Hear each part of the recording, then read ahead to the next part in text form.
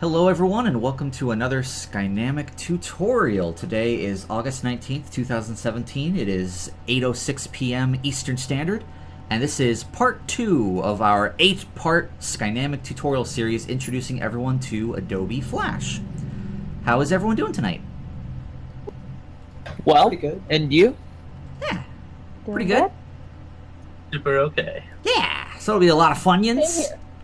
Now, unlike the last video, we're going to be doing the majority of this video in Adobe Flash CS6, simply because we had a cursor problem going on last video, and apparently it only happens when we use Adobe Animate CC, which is really weird. Now, I know that all of you watching this recording can see my cursor perfectly fine right now.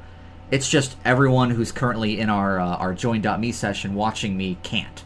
And I would like them to be able to see everything that I'm doing. So we're going to run it through Adobe CS6, but I do promise you that whenever we get to a part of the tutorial that is very specific to Adobe Animate, we will jump over to Animate real quick and I'll go over whatever is new over in this program, and then we'll come back to CS6. And honestly, this kind of makes more sense anyways. I'm kind of glad that we were forced to come over here because the majority of our crew works in CS6 and down anyways. So it just kind of makes sense. It feels a little bit more comfortable. So hopefully by now, everyone who is watching this recording and who is currently watching this live has at the very least either attended last week's tutorial session or has at least watched the first part of this tutorial series, which was, generally speaking, just an introduction to the basics of Flash. We went over how to create new documents and modify them. We talked about the 4 most important windows, the properties, color, align, and transform windows. We went over the timeline and creating layers and guides. And then we didn't necessarily go over all of these tools last time, simply because we were having cursor problems. So we're going to be going over all of those today, which is great. So what are we specifically going over in this tutorial? Well, we're going to be talking about stage masks and how we can utilize stage masks to better enable us to maintain a clear focus of our final product. We're going to talk about how to set up layers properly, naming conventions, things like that, and how you guys should be layering the vectoring that you do for our studio. We'll be talking about how to mess with bitmaps inside of this program. Since this is a vectored program and bitmaps are pixelated artwork, there are some finagling issues that you're going to need to be aware of when messing with them in this program. We're going to talk about point minimization, how you guys can minimize your points and why it's important to minimize your points. We'll then talk about the 2 basic ways of creating art in a vector program, the stroke and the fill, and what the differences are between the 2 and what you should be aware of regarding them. We'll then go over all of these vecting tools one by one and show you all the little tiny cool things that each one of the tools can do. What tools are my favorite, which tools I freaking despise, like the bone tool, and we'll go over all that. We'll then talk about overlapping. What is it? Who knows? We'll find out today. Then groups versus symbols and why we prefer to use symbols. We'll then talk about stroke conversion, how you can convert strokes to fills. And then finally, we'll end the lecture with going over the find and replace window, which is a really cool window. I enjoyed a lot. In fact, because this is a Flash CS6 and it's not my normal setup with Adobe Animate, I'm going to grab that find and replace window real quick, which I do not even remember how to find it in Flash CS6. I always just hit Control F and it pops up. There it is. Okay. Don't know where it normally is at. Is it under Workspace? No, that would not make any sense. It's not in Extensions either. Where did they hide this find and replace window in old CS6? It normally it's here. Well, Control F will get it for you. But what I like to do is I like to nest it right over here. So that way if I ever need to use the find and replace window, I can just click on this and there it is. I've got it built into to my little structure over here. And then the info window, I hate it. I'm going to get rid of it. It is worthless. And the swatches window is also pretty worthless, so I'm getting rid of that too. That way it's just properties, library, find and replace, color, align, and transform. And those are the windows that I'm constantly using for, at the very least, Adobe Flash CS6. So, this lecture is being conducted live. So it's loosey-goosey. If any of you guys at any point have a question or a concern, or you want me to repeat something, or you want me to go over something that maybe it seems like I'm not going over for you, just speak out. Feel free to interrupt me. I don't care. I want to go over as many things as I possibly can for you guys. So let's start out with stage masks. So stage masks it's just a fancy term for finding a way to mask out your stage. And there's two ways that we go about it with Adobe Flash CS6, at least. We use the hollowed out rectangle, or we'll use the layer mask. So let's create a stage mask. Let's come over here and let's just create a stage mask. So we've got our stage. Now, as you remember from last time, if I turn everything off, the stage is the white box that we are drawing all of our artwork inside. Everything that's outside of the white box is just your workspace. So, as we showed last video, anybody can just go ahead and draw anywhere, even if it's on the stage or outside of the stage, and it will all stay. Unlike Photoshop, where in Photoshop you're not allowed to draw on your workspace, you're only allowed to work within the confines of the stage. Flash is not like that. Flash will let you basically work everywhere, which is great, because you can put up a lot of reference images and put up notes from your director and stuff like that, which we talked about in the last video. But sometimes you'll have so much stuff going on. So much stuff. You might have like drawings over here, and oh look, there's a rock, and look at this tree right here. Oh my god, I'm such an amazing artist. And like, and then we might have a character right here, and he's like standing in a field of grass. Yay. He's like really happy. Whee! And now I'm thinking to myself, alright, I want to, what is my final product going to look like? Like, I've got so much stuff going on right now that I'm having trouble seeing what is the final thing going to look like. And what we do is we create a stage mask. So let's use the hollowed out rectangle first. What you would do is you'd create a new layer, probably call it stage mask, which would be nice. And here's what you do. You grab your rectangle tool, come over here to your color window, and set your fill to no color. That way you're just got a stroke. And just for the purposes of this, I'm going to set this stroke to neon green. So there we go. I'm just going to create a random rectangle. And maybe neon green wasn't the way to go, because that's really hard to see. Let's go for red. There we go. Now you can see my rectangle. So I've created just a random rectangle. Doesn't matter where I put it, as long as I've created it. Now I'm just going to double click it to select the whole rectangle. And then down here in my align window, making sure I have align to stage checked, I'm going to click on this button that says match width and height. Bam. And suddenly my rectangle now matches my stage's width and height. Then I'm going to use the align along the horizontal center and align along the vertical center to get that rectangle perfectly bordering my entire stage. Then what I'll do is I'll copy it. I will paste it in place by hitting Control-Shift-V, or through going to Edit and hitting Paste in Place. Then I'll grab my transform and I'll basically just make it bigger, which I can hold down Alt and Shift to sort of move it all together at the same time. See that? Now what I'll do is I'll just grab a random color. How about I just grab this gray and I'll fill that in. And then I'll select that, delete, select that, delete. So basically, it looks like nothing has changed, but what I actually have is this entire hollowed out rectangle that is covering up everything, which I can turn on and off to basically create a stage mask, air quotes, which just masks out all the stuff that is outside of my stage. So it's pretty easy. And obviously this particular Flash document has a stage mask already built into most of it, which is this dark gray right here. Which if I were to select that, see that? Hollowed out rectangle. So all I did was I just created a new one and just made it a light gray instead. Do you guys have any questions about this particular way of going about creating a stage mask? Nope. Alright, sweet. Usually whenever I'm about to do a project inside of Adobe Flash CS6, the first thing I'll do is create my stage mask.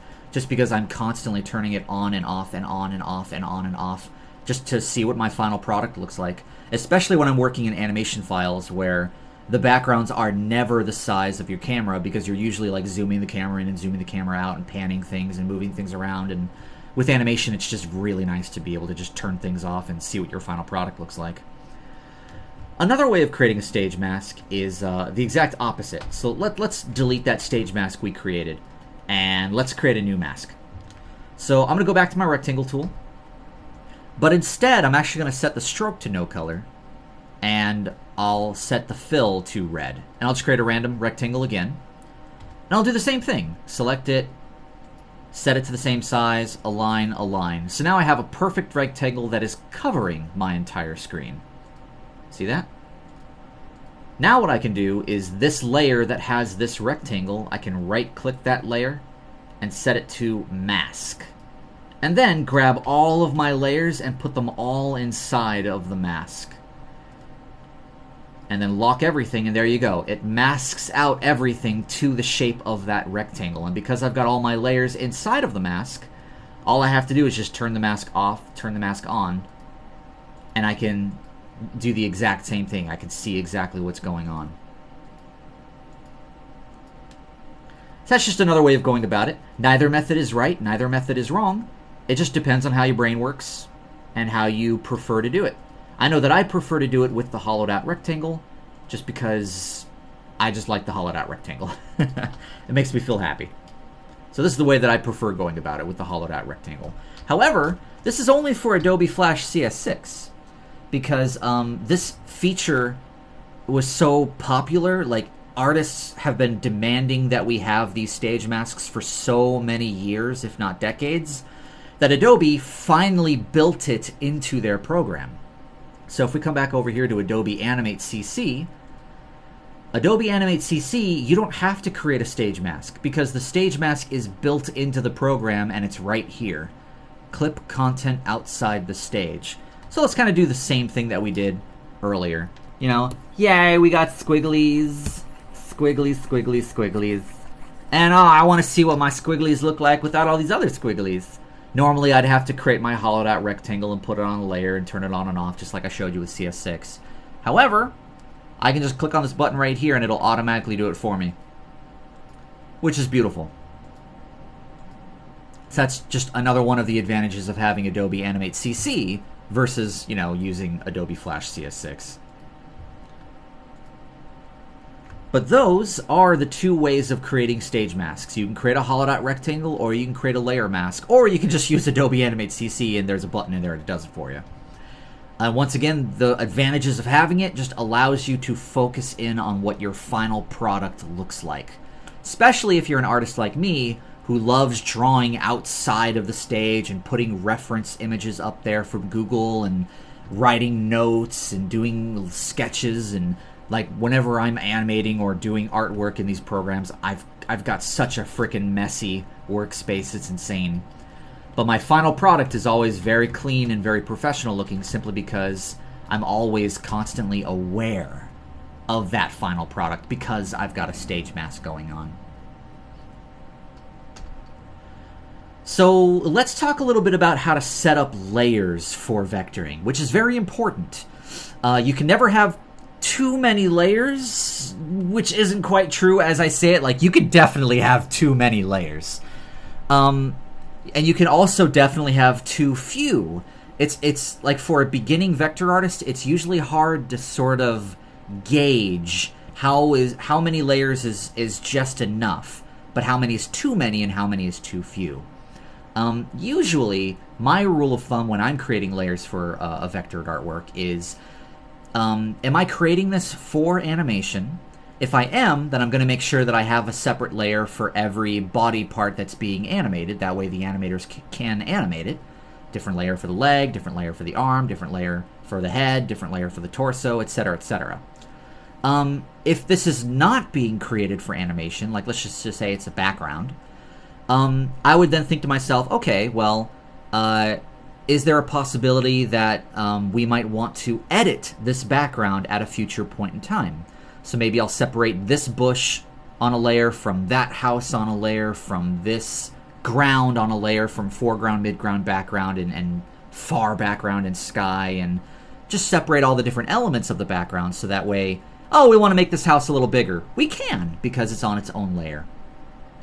Another rule of thumb that I use is, can I create this vector using less points by using more layers? Because we're always trying to find ways to have less points. And that's another thing that I keep in mind. Let's see here. A great way of thinking about layering is to always think of the next phase of the pipeline for the particular work of art you're doing. Whether it's vectoring for our GIFs, vectoring for backgrounds, vectoring for social media content, like wallpapers, or just like your random illustration or character sketch. Always think about who's the next person that could potentially use this. And always try to make things simple and easy for that person. Always pretend that your vector is going to be handed down to like a child. And the child needs to be able to look at all of your layering and immediately know, I understand all of this because of how clearly it's named and how it's separated and all of that stuff. So a couple things to keep in mind as you create layers for your vectors. Always name your layers the second you create them. Don't just create a whole bunch of layers and then do all of your vectoring and right before you turn it in, start naming it. That's unprofessional. Don't ever do it. Because you never know if halfway through your assignment, something might happen, God forbid. You might have a dental emergency or something like that. Or your computer might break, and we have to take your file and hand it off to somebody else. And now that person is cursing your name because you didn't name any of your layers, and they're going to want to kill you. So definitely always name your layers the second you create them. Don't be lazy and wait until later. Have a very strong, consistent naming convention for your layers. That makes it easy for other people to find things. The way that I like to name my stuff is I like to be hierarchical. I'll always start with the largest thing and work down to the next largest, and then, or the next smallest, and the next smallest, and the next smallest, all the way down. That's actually the naming convention that we use for all the files, if you guys haven't already noticed that. For example, if we come over to our True Tale School of Heroes and we just kind of dive deep a bit here, like for these GIFs, you'll notice that the naming convention for this is TTSOH, which stands for True Tale School of Heroes. Notice how it's inside of the True Tale School of Heroes folder? What's the next folder that it's inside of? Marketing. That's why the next name is Mark for marketing. Where's the next area that goes into? GIF. That's why the next thing is GIF. Where's the next folder that it goes into? Cards. That's why it's called Cards. And then we have what version number it is and what are the last three initials of the person that used it. That means that if I randomly found this file, or like if I handed this file off to one of you guys and now you're wondering, hey, I wonder where this file is located inside of the main server. The naming convention itself tells you exactly where to go in our server to find this file. Go inside of True Tale School of Heroes, Marketing, GIF, Cards, there you go. That's where the file is located. And that's the way that works. That's the reason why you want to have a good, strong hierarchical naming convention, not only with your files, but with your layers as well, as we're about to find out. Another thing is to take advantage of your outline colors to help categorize your layers. So let's look at an example. Let's look at this this right here, and all of you vector artists will recognize this from our vectoring test. This is the stained glass window from our True Tale Prime, which was part of the water castle. Now there's two methods to creating layers. You can create as you go, which is just as you're vectoring, you are creating layers as you vector. There's also the second method, which is create before starting, where you just create a whole bunch of layers, name all of them, and then just kind of start vectoring on those layers as you need them. But let's go ahead and jump in here. I'm going to jump inside of this, which is its own symbol. Double click to go inside. I'm going to set my my preview mode to anti-alias text. That way, whenever I jump inside of a symbol, it fades everything else out. That way, visually, you guys know when I'm jumping inside of a symbol. And let's just pretend that I'm about to vector this. So there's already a layer here that says bitmap, which is the bitmap of this particular image. I'm going to lock that. So how would I separate this out layer-wise? Well, this is the kind of thing where I might create a layer for these little circles. So I'll create a new layer. I'll name it immediately, and I would call this circles little. And that's a hierarchical naming convention. That's because there are multiple circles in this object. So circles is the main thing. But there's many different types of circles. So these are the little circles. There are these big circles as well. So maybe I'd create another layer, and I'd call that layer circles big. And I put all my big circles on that. We've also got these diamonds. There are these smaller diamonds, and there are these larger diamonds. So I might call another layer and call this one diamonds little. Then create another layer and call this diamonds big. We've got these really crazy like design thingamajiggies down here behind everything. So maybe on a layer underneath everything, I'd create a new layer and call this glass design, and then maybe call this O1, because I might create multiple layers for creating this glass design, because I don't think I'd want to put the entire thing on one layer. Then we've got this dragon and this ram. So I might come up here and I might call this one, you know, dragon head, because I might want to vector out his entire head on a layer. But maybe I want to do his body on a different layer. So I create a new layer underneath that and call that dragon body. And I might do the exact same thing for the ram, a ram head and a ram body, and then there's this cloud thing right here, and I might create a new layer and call it cloud. But see how my naming convention is already telling you exactly what you're going to find if you click on this layer? Dragon head. All right, that's going to be the head of the dragon. Like there's no questioning that naming convention. No questioning at all. So that's the key. Really strong naming conventions for the layering. And then making sure that you are creating a good amount of layers to help make your vectoring process smoother and easier. Now, one thing that I like to do whenever I'm creating layers and I'm vectoring something is I'll actually take this timeline and I'll actually put it over here. And then I'll shrink this entire thing over. That way it kind of works a little bit more like how Photoshop or Illustrator is set up, where I've got all of my layering. And then I'll just kind of go in and I'll start vectoring this all out, creating my layers as I go. And if you're curious about how would I go about vectoring this particular window, well, tune into tomorrow's tutorial, because tomorrow's tutorial is going to be me vectoring out this stained glass window right in front of you guys. Put this back though.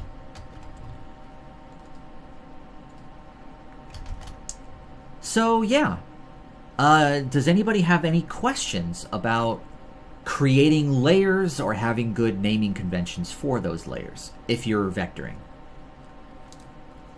I have a question. Yeah. Is it possible to create groups in Flash? Yes, it is. We're going to get to that a little bit later on in this particular tutorial. Cool, thanks. Yeah, definitely. So let's go a little bit deeper into layering real quick. So it's not a part of this particular tutorial, but I do want to go over it real fast. So, for example, let's just go inside of one of our vectors. Let's come over to our header image.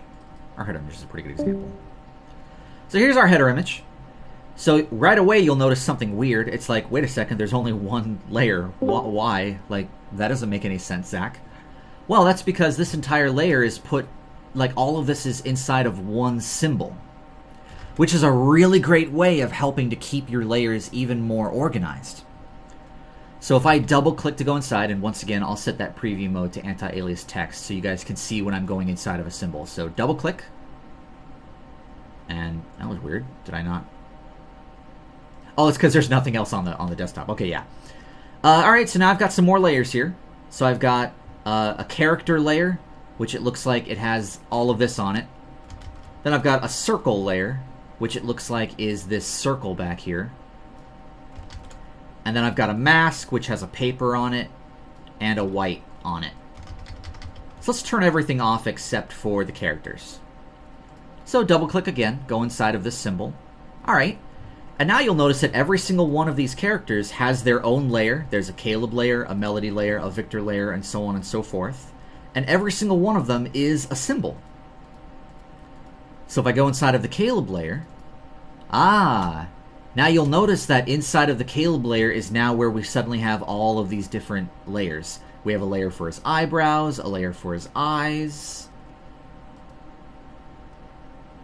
a layer for his mouth, a layer for his head, a layer for his sword, a layer for his near arm, a layer for his near leg, and so on and so forth. And all of that is vectored out. Because there's so many characters and there's so many layers that would have to be created for each one of these characters, just to once again make things easier for the next person that's going to be using this file, this particular artist put all of them inside of their own symbols. So they took advantage of the fact that Flash can use and create symbols to make the vectoring and the layering process simpler. Because if all of these were broken down all on this one timeline, which I can actually do for you real quick, and it wouldn't take me that long. For example, Garth. Or let's just take Harper. So if I take Harper, and I go to Commands, Flash Whip, Symbol to Frames, and we break her down into symbols. See how now she's no longer inside of a symbol? All of her layering is outside here along with everyone else. But you see how now, like, before every single one of these, I would have to put Harper eyebrows, and then Harper pupil mask, and then Harper lashes, and I'd have to put Harper before every single one of these. And then if same thing with Ami. If Ami was broken out of her symbol, and we took all those layers outside of her symbol, same thing. Then I'd have to go Ami muzzle, Ami pupil, Ami whiskers, Ami head, and I'd have to do that for every single one of these guys. And it creates a lot of layers.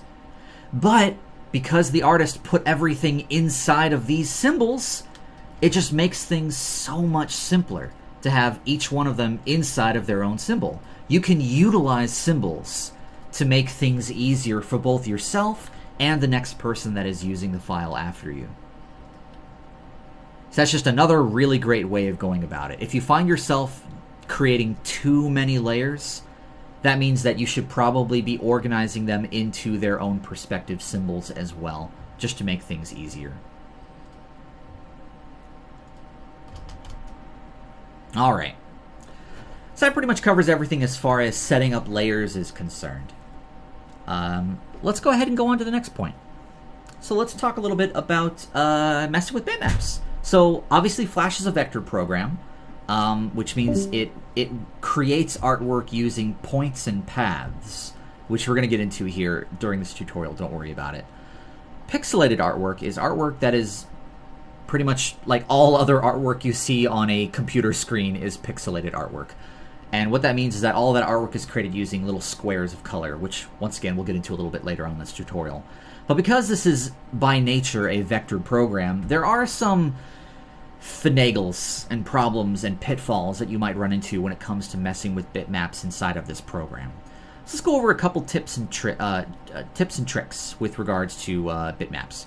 So first and foremost, you'll notice that Flash usually has the option of exporting either a PNG or a JPEG when it comes to pixelated artwork, and we're ignoring the GIF for now. But really, before you can start to understand whether or not you should be using PNG or JPEG, you should probably understand what exactly are the differences between PNG and JPEG. So PNG. Let's talk about some of the pros of a PNG. A PNG image, a PNG, has a lossless compression. Now what that means is that if I open up a PNG in Photoshop and I draw over it and then I save over the exact same PNG, nothing is compressed. The quality remains the same. I could do that 100 times and just keep saving over the exact same PNG as a PNG, and it will never lose any detail or quality. It's lossless compression. However, JPEG is the exact opposite. JPEG, if I opened up a JPEG in Photoshop and I drew over it and then I saved over that JPEG, a little bit of that detail is lost, to the point where once you start doing this hundreds and hundreds of times, like the entire image starts to become distorted and morphed and pixelated to the point where it's unrecognizable. So every time you save over a JPEG, you are losing a little bit of that detail. Ping, on the other hand, can support transparency. So if you have a graphic design, like a logo for a work of art, and you don't want any of the white of the background to be showing up with that logo as an image, you would save it out as a PNG, because a PNG will hold that transparency within the file. JPEG, on the other hand, is the exact opposite. There is no such thing as transparency with JPEG. No matter how much you try to have a transparent image, it will never happen. JPEG will always have the white of the image along with it. However, JPEG does have a lot of pros. JPEG, because it loses detail over time and because it doesn't support transparency, it will always result in a smaller file size, which is really good for just like if you've only got a limited amount of space on your external hard drive or on your computer or on your website's cloud storage. JPEG's really great for that. It can definitely take an image that still is of high quality and make it smaller, which is great, because Ping, because of the lossless compression and the fact that it supports transparency, it will always be a larger file size as a result. Now, JPEG is really great for browser encoding, and what I mean by that is if you are building a website, for example, our Skynamic Studios website, all of the images that went into building that website are JPEGs, because JPEGs load faster. Google Chrome, Mozilla Firefox, and Internet Explorer all deal with JPEG a lot faster and easier than they deal with Ping. Ping will always take like an extra second to kind of load or to figure things out. So usually when you have an entire website that's built out of quite literally hundreds of images to make that website, I mean, I think our Skynamic Studios website alone has like 55 images embedded within it. If all of those were Ping, it would take so long to load. It already kind of takes a little while to load, and it's all JPEG. So browser encoding is really great for JPEG, whereas Ping, there are browser problems that happen with that. So it's usually not a good idea to build websites with Ping images. You'd want to use JPEG for that. So really the big takeaway from this is that if you are creating a work of art here in Flash, like a wallpaper for example, and you want to export that image out, export it as a JPEG if you're going to be encoding it into a website. Export it as Ping for everything else, because it doesn't matter if Ping has a larger file size. We live in a blissful golden age where you can have a thumb-sized drive that has 8 gigabytes on it. So who gives a crap? Who cares? So a larger file size is not bad, which means that usually whenever you guys are turning in your work, generally speaking, we like you to turn them in as Pings, because they're just nice. But when you're turning it in via Discord, because Discord has an 8 megabyte limit on any file that you upload to it, you probably do want to go JPEG just because it makes it a smaller file size. So, I don't know. When you're bringing a file into Adobe Flash, usually you want to import it as a JPEG if the image is a photograph. You want to import it as a Ping for basically every other thing that is not a photograph, like a graphic or an illustration. And that is usually the way the cookie crumbles as far as the difference compared to Ping and JPEG. Let's talk a little bit about how to export images from this program. So I've got this work of art right here. I have this cool thing that I've created, messing with bitmaps, blah, blah, blah, blah. I want to export this as an image. How do I go about doing that? Well, just come up to File, go to Export, and click on Export Image. And what happens is it brings up a thing. There it is. Now you want to choose. Do you want to export this as a Ping? Do you want to export it as a JPEG? Ignore everything else because you will never use them. It's JPEG or Ping. So let's go JPEG. And I'm going to put this on our desktop. So save. And now what'll happen is it'll bring up the export JPEG window. And I can set my DPI, usually try to always go to 300, which is nice. But the problem with 300 in Flash is that, you see how it says 8,000 pixels right here? But if I go to, I don't know, 350, it still says 8,000 pixels. If I go to 600, now they're both saying 8,000 pixels? What the hell's going on here, Flash? Well, Flash, for some reason, has an arbitrary limit on how large you're allowed to export, and 8,000 pixels is that arbitrary limit. You are not allowed to export anything that is wider or higher than 8,000 pixels, which sucks. Which means that if you are exporting and you set this to 300, if it says 8,000, that means that it's going to cut your image off, because your image is supposed to be larger than 8,000. So like, go to like 299. There we go. 299 has it as 7,973. That means it's accurate. As long as it's not hitting that 8,000 mark, that's okay. So I hit OK. And now if I go to my desktop, there it is. I've got my image, which I'll open up right now. And there we go. It exported out really nicely. Whee! So I'll delete that. Same thing with ping. If I go to File, Export, Export Image, I'll export it out as a ping this time. We'll hit Save. And it's pretty much the same window. I can set my DPI. Let's go back to 299. You'll notice, though, that I always have it set to full document size. Sometimes Flash likes to default to minimum image area. Don't do that. Minimum image area will always mess up your export. It will always do it. I don't even know why Flash even has this as an option. It sucks. Full document size is what you always want to have selected. And always go to the highest, 32 bits. Don't worry about it. And we'll hit export. Always takes a little bit longer to do the ping. And there we go. And there we are. I've got my ping now, which is about the same quality. And there we go.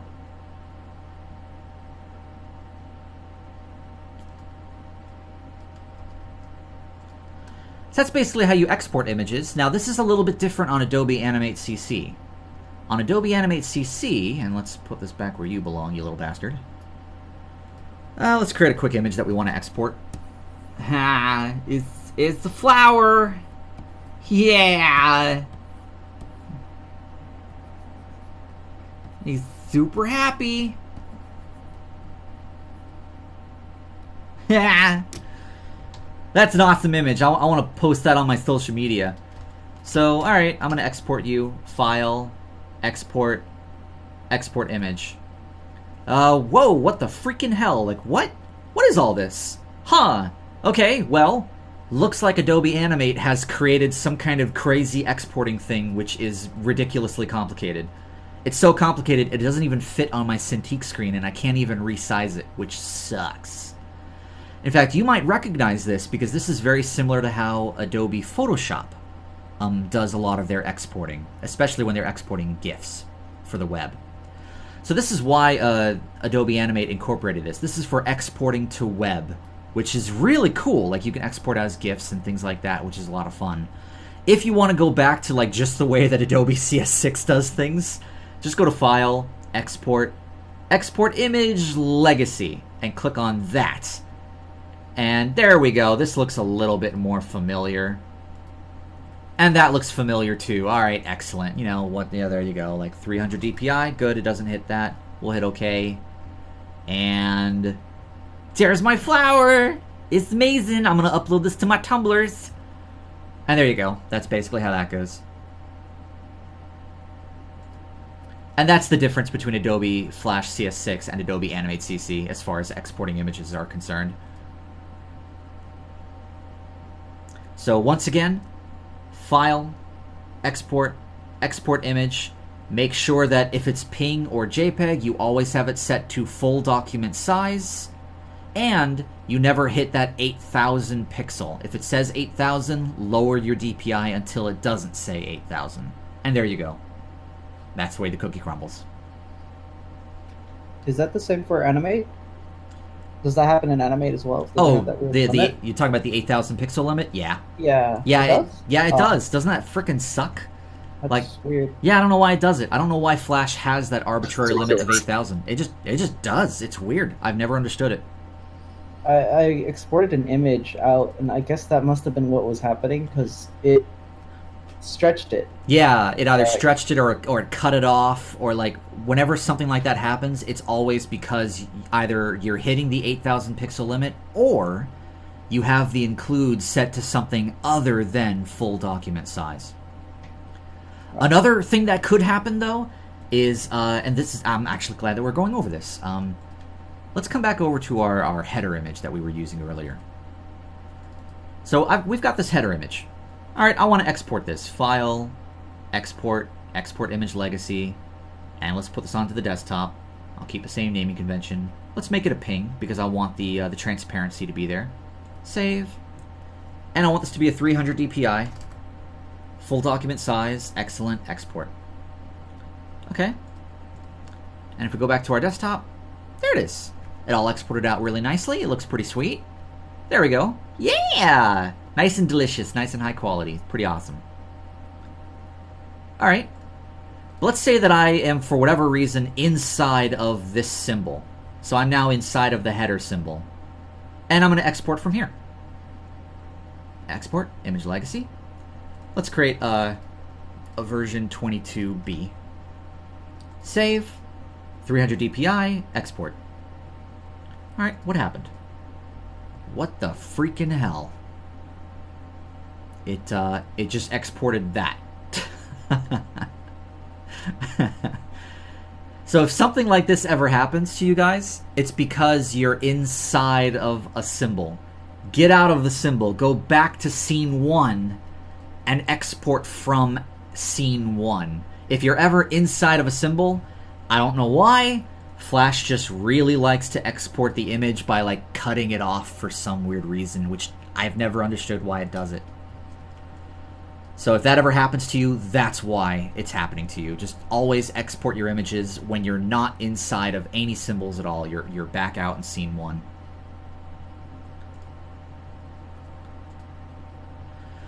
But alrighty, any other questions about exporting images from this program? I don't think so. Sweet. Alright, let's keep going. Let's talk about importing images. So we talked about exporting images. How do I bring images into the program? Well, it's very easy. So we've got this kitten running away from Domos. I want to bring this image into this program. So all I have to do is just make sure that I am on an empty layer.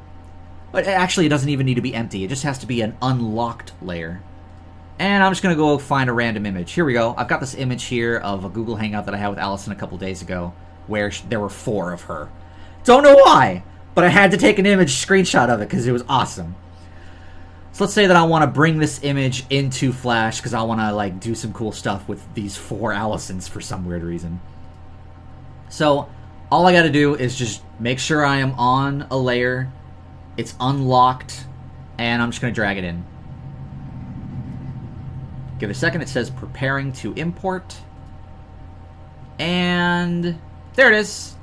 It's now inside of here. And I've got an image. Yay! Another way that I could have gone about that is I could have just made sure that I was on an unlocked layer.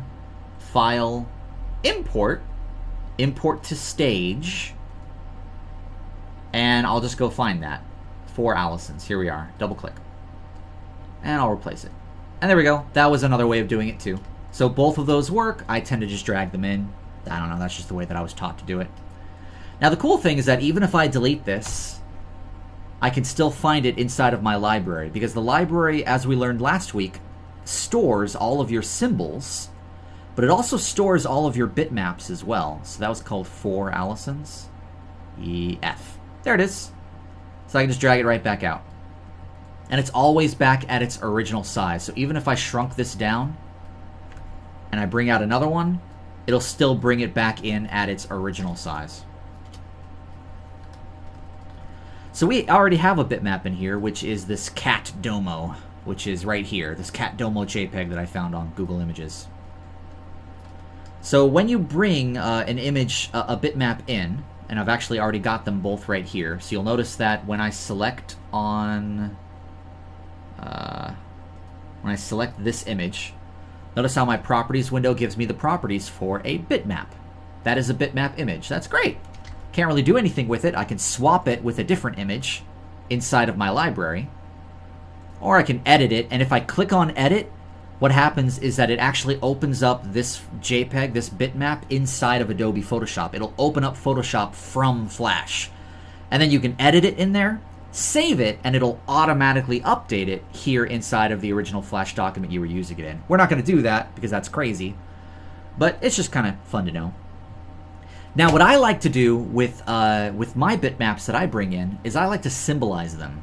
So after I've brought in the bitmap, I'll then come up to modify, convert to symbol, and I'll turn it into a symbol. And when I do that, it basically turns into what we have over here, which if I select it, notice how it's now giving me the properties for a movie clip symbol. Now, why do that? Why create a symbol out of it? Well, I like creating movie clip symbols out of bitmaps simply because, as we learned last week, movie clip symbols allow you to mess with things with Photoshop effects. For example, I can mess with darkening and multiplying and overlaying and all these nice things, inversion. Or I can come down here to my filters and I can create a new filter. Like I can give it a blur or a glow and do all of the stuff that I normally could not do with this bitmap just by itself. It has to be inside of a movie clip symbol in order for me to do all of this. So my recommendation is whenever you bring in a bitmap, always like immediately put it inside of a movie clip symbol, just because you never know if you need to mess with it with some Photoshop stuff over here. Another thing that you can do is, let's say that I brought in this image. Like, for example, if I come back over to 4 Allisons real quick, and I bring her back in here. So we've got 4 Allisons here. And let me do this. Let me bring her onto an empty layer. There we go. And let's say that all I really wanted was just this image here of her 4 Allisons. Well, I can't really, like, select anything. Like, if I grab my eraser, I can't really, like, it's not really erasing it. You know, so nothing's really happening right now. How do I get that? I just want that. Well, all you have to do is right-click it and hit break apart. Bam. And now, suddenly, I can edit it. And I can, like, select that and drag it away and select that and delete it. And now I've just got the 4 Allisons that I wanted. I could turn this into a symbol and symbolize it and do all of this. You know, call this 4 Allisons and make that a movie clip symbol. There we go. Now I've got the 4 Allisons JPEG, but I've also got the 4 Allisons symbol, which is just this. And then, you know, now I can give it like a tint. Maybe I want her to be neon green. Woo! And I'm creating artwork. So yeah, just some general tips and tricks with working with bitmaps inside of this program. Obviously, if you are a vector artist, you will be working with bitmaps inside of this program no matter what, because all of our character illustrators will usually draw all of those illustrations in a program that is a bitmap program, like Adobe Photoshop, for example. Which means that you guys are always bringing those final illustrations into Flash to vector over the top of them. This is just some good stuff to know as a vector artist, because it's impossible to avoid working with bitmaps in this program as a vector artist. So before we go any further, do you guys have any questions or comments or concerns about working with pixelated artwork inside of Adobe Flash?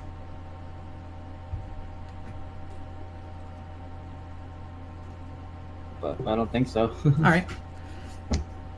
Excellent. And yeah, if you guys don't have a comment whenever I ask that question, I actually do want to hear you say, no, I don't. That way I know that you're at least even hearing me. So let's try it again. Does anybody have any questions or comments about bitmaps inside of Adobe Flash? No comment. No, thank We're all you. good. It all seems very clear. Yes, sir. No comments. Excellent. That's what I like to hear. Awesome. Let's keep going. Aha! Okay, so let's talk a little bit about point minimization, but before we can even talk about point minimization, we should probably, like, kind of figure out what the hell points are even in the first place? So we have two images of our awesome smiley here. We've got a pixelated version of him and a points version of him. And at first glance, there doesn't seem to be any difference at all. They both look like the exact same smiley. The difference is when we zoom in. So if I zoom in here, you'll notice that this smiley is pixelated. And what that means is that he is composed of a series of single square hex colors, which are all controlled via hex codes. And when you zoom out, all of those different squares create the illusion of a work of art. Now, points, on the other hand, are completely different. If I zoom in to points, notice how there are no squares. There is no pixelation. If I could zoom in forever, theoretically, this would never pixelate, because this image is created using paths and points. See that? So for example, this circle is created using 8 points and 8 paths. This eye is created using 7 points and 7 paths, etc., etc., etc. Actually, I think it's 8. It's actually 1 path extra. But yeah, because it's created using points and paths, it never pixelates, and that's what at its core vector art is. Vector art is creating artwork using points and paths, whereas bitmap artwork or rastered artwork is created using pixels and hexagonal and hex code squares. So because vectoring is created using points and paths, it's very important that we try to use as few points as possible. So let's look at 2 examples here of just creating vectored artwork. As long as you have 2 or more paths that are hooked together by points, and you grab your paint bucket tool, you can fill it in. Change that color, fill it in. So vectoring is all about creating points and creating paths and then hooking them together to fill them in to create artwork. With me so far? Yes. Yep. Yep. Just to mention, the proper term for quote-unquote pixels is called raster. Yeah, Anthony's completely right. It is called raster. Yep. All right. So because we're creating things using points and paths, it's usually a good rule of thumb to create that shape using as few points as possible. This is a good example, obviously. This is a horrible example. This is the kind of stuff that makes me angry. This is the kind of stuff that makes me want to fail quality control tests when people turn them in. Because there's no reason for there to be 4 points along this line right here. It's just a straight line. You only need a starting point and an end point. There's no reason to have more points. Now, a lot of people have told me over the years, like, why do you care so much about points? Like, it doesn't really matter, because at the end of the day, it's always going to be exported as a raster image. It's always going to be exported as a bitmap pixelated image. So who cares if there's more points? Nobody's going to know. The reason why I care about it is because we're an animation studio, and 9 times out of 10, the thing that you're vectoring is going to be handed down the pipeline to somebody else, and they're going to have a different computer and potentially even a different version of Flash, and they might be working off of a laptop or a desktop or a workstation or their iPad. Who knows? And the more points you have in a vectored object, the more processing power your computer has to devote towards Adobe Flash, the program itself. Because the more points you have, the more it has to calculate all the different paths between all those points. It's the exact same thing with raster. If you have a Photoshop image that has a canvas size of, 100 by 100 pixels, it doesn't matter. Like, that's a super easy thing to open. That's not a problem. But if you have something that is created using 10,000 by 10,000 pixels, Obviously, it opens up a little bit slower, the program doesn't quite run as smoothly, and depending upon how good your computer is, it could even crash on you. Flash is the exact same way with points. The more points you have, the more likely the program is to corrupt the file. You'll lose everything, or the program itself will just crash, especially with Adobe Flash CS6 and below. My God, they love crashing. So, as a general rule of thumb, you always want to try and minimize the number of points you are using to create your artwork. And you can go about doing that by vectoring smartly, by using the right tools, which we're going to talk about later, and through already employing what we've learned already by using many layers to minimize the number of objects that are crossing over each other. Every time an object crosses over another object on the same layer, it's going to create more points. But if they were separated by a layer, it wouldn't create those points. So that's where layering can really help you out there. Now let's talk a little bit about strokes and fills. Because obviously, if you've never messed with vectoring before, this is a very new. This is a very confusing concept. Because usually with rastered programs like Adobe Photoshop, you're just messing with just one way of creating art, pixels, and how you're manipulating those pixels using its wide variety of tools. Flash is different. Flash has actually two ways of creating artwork, and that is artwork that flows along a path from point to point, and that's called a stroke, which is usually represented by this little pencil, or artwork that fills in the empty space that is between a closed path, which is called a fill, which is represented by this paint bucket, which is a fill. Now, based upon what I just told you, that strokes are artwork that follows a path, and fill is artwork that is created in the empty space between a closed path, where does this yellow square end? If I zoom in here. Where is this yellow square ending? At the same point, isn't it? Where? Like here? No, the actual vector points. It's like somewhere in the middle of the line. Yeah, exactly. So if I click on this, this yellow square actually is going all the way past the red over to here, even though they're both on the exact same layer. And that's because everything is denoted by these points. And I can make it even more apparent for you. If I select this stroke and I lower the opacity or the alpha to like 25%, see that? You can see underneath that stroke, the fill is actually going all the way to those paths and those points. I'll put that back to 100. Now, because Flash treats both of these as separate objects, I can just select this one stroke and I can move it away. Or I can select this stroke and I can move it away. And the path is still there because the path has to remain there, paths and points, but it actually creates a brand new path and a new set of points for these strokes. Now, if I want to manipulate these, just as we learned last week, all I have to do is just change the color of the fill, grab my paint bucket tool, fill it in. But notice how I can't fill in the stroke with green, even though I'm clicking on it, nothing happens. I have to actually change the color of this to something else, and then grab my ink bottle tool, which is usually in the exact same thing if you just click and hold, and there it is, ink bottle. And I'll change the thickness to like a 10. And I'll just click on it. And there we go, I was able to change the color of that. But I'm clicking on the green right now, and it doesn't change the color of the green.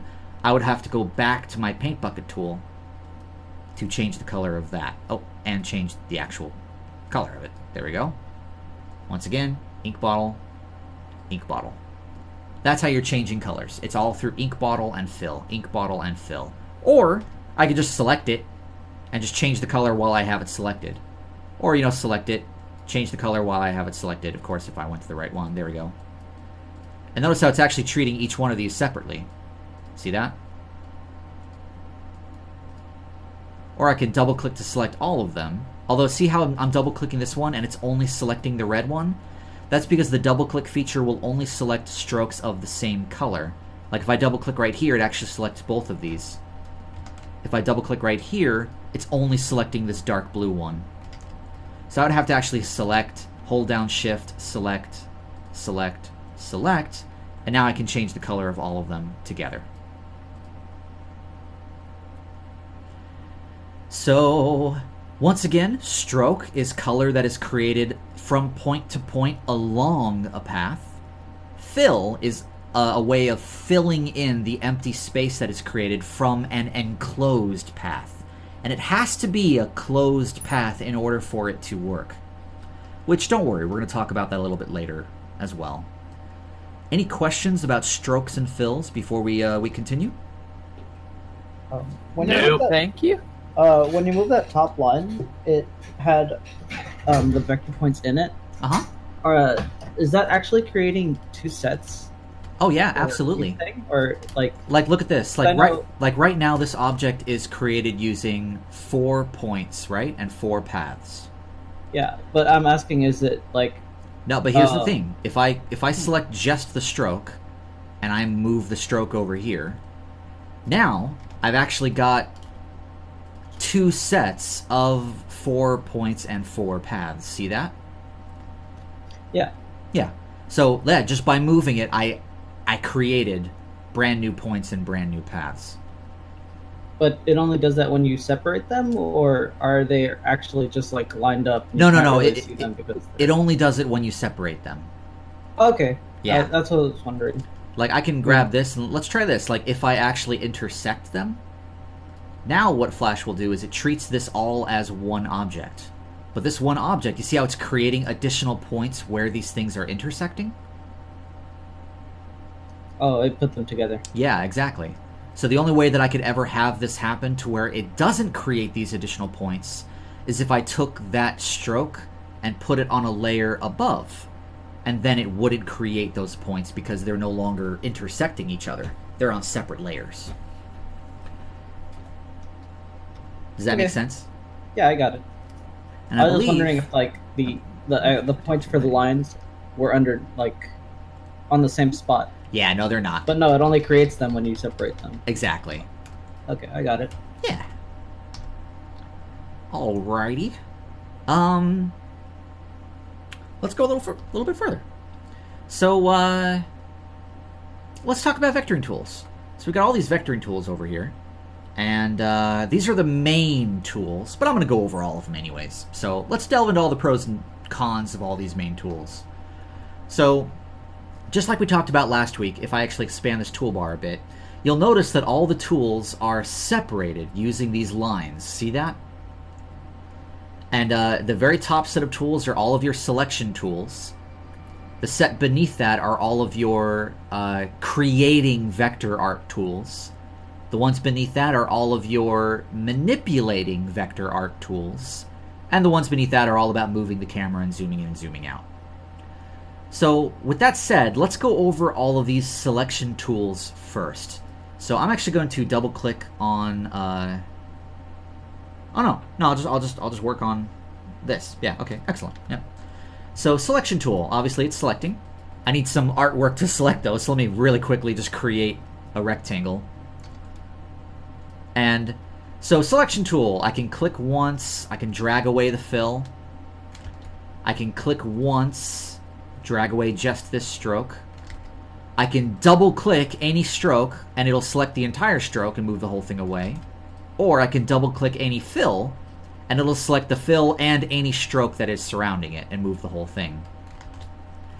However, you'll notice that whenever my mouse gets really close to an edge, you see how the little box underneath it changed to a little curve? As long as it's changed to a curve, I can click and hold, and I can curve out the shape. See that? Don't do that.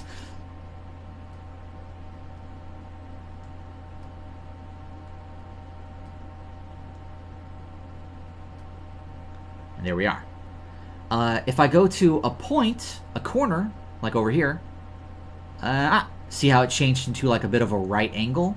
Now if I click and hold, I can move the actual point itself. Ah! There we are. But keep in mind, though, that if I accidentally, like, I can still create a selection with a window, like I can select the entire thing and move it around. Or I can just select a part of it and separate it.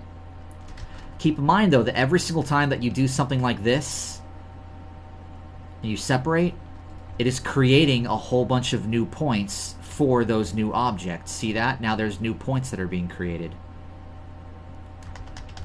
Even then, let's say that I just accidentally select it. So let's say, like, this is created using 1, 2, 3 points, right? Let's just say that I accidentally do something like this. I'm like, oh, crap. I click over here to get rid of it. Oh. Oh. Oh, yeah, see how it added an extra point at the spots that I selected? So if I do something like this, where I select it a whole bunch of times... Look at that. It sucks. So keep that in mind. Keep in mind that when you are selecting with this tool, every single time that you select something, Flash believes and is already preparing for the fact that you are going to be separating it. Even if you don't separate it, Flash still creates those points. And it sucks. So you want to keep in mind, with point minimization, that is a very bad thing to have. So what I do is when I accidentally select something, I don't click away. Instead, I'll Control Z.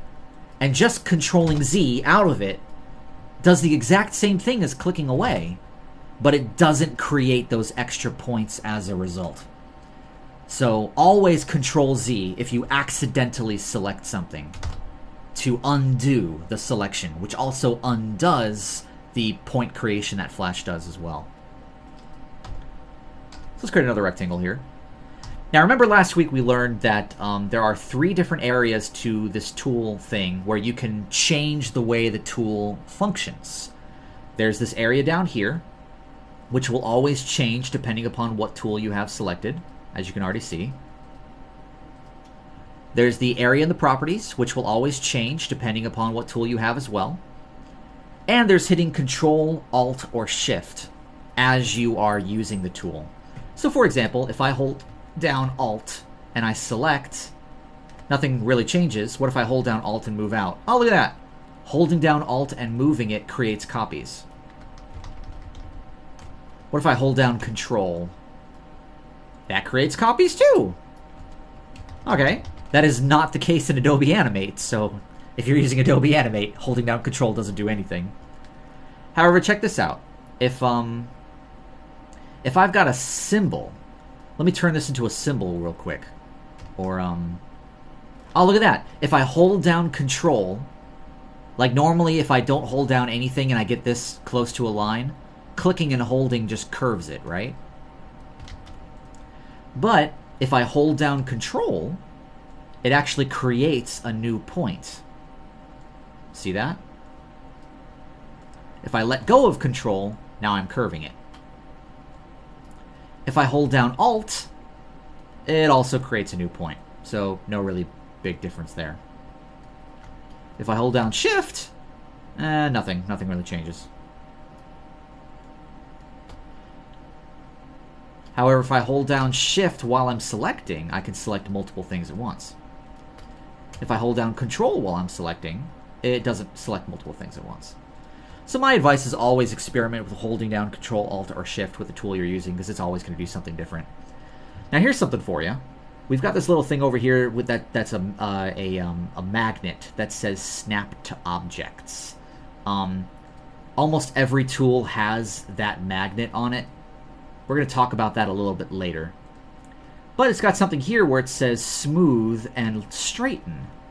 What does that mean? If I select the entire thing and I click on smooth, oh, you see how it's actually smoothing the entire shape? That's nice. It kind of smooths out the whole shape, which is really great. However, in order to smooth it out, it probably created a bunch of extra points to make it smooth, which it did. Let's say I don't want it to be smooth. I want to straighten it. Select it, straighten. And now it's getting rid of all the curves and actually kind of straightening it out even more. but to a point. It kind of straightened out this one over here.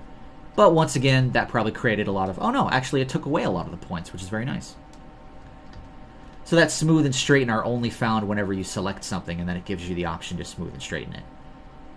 You can also find that up in Modify and Shape, and smooth and straighten are up here too. Okay. That is the selection tool. Let's go over the sub-selection tool, which is a white arrow. Now the sub-selection tool, like, all it does is allow you to click on something and see all of the points and paths that make up that object. And now I can select these points, and I can move these points around. The sub-selection tool is just for manipulating points. But notice how when I select these points, nothing really happens, except for me selecting them. But if I select a point that has a curve, suddenly I can see the handles that make up that curve. And I can select the handles and actually manipulate these handles to create a more complex object. What happens if I hold down Alt? Alright, well, Alt just allows me to move one of the handles without affecting the other one.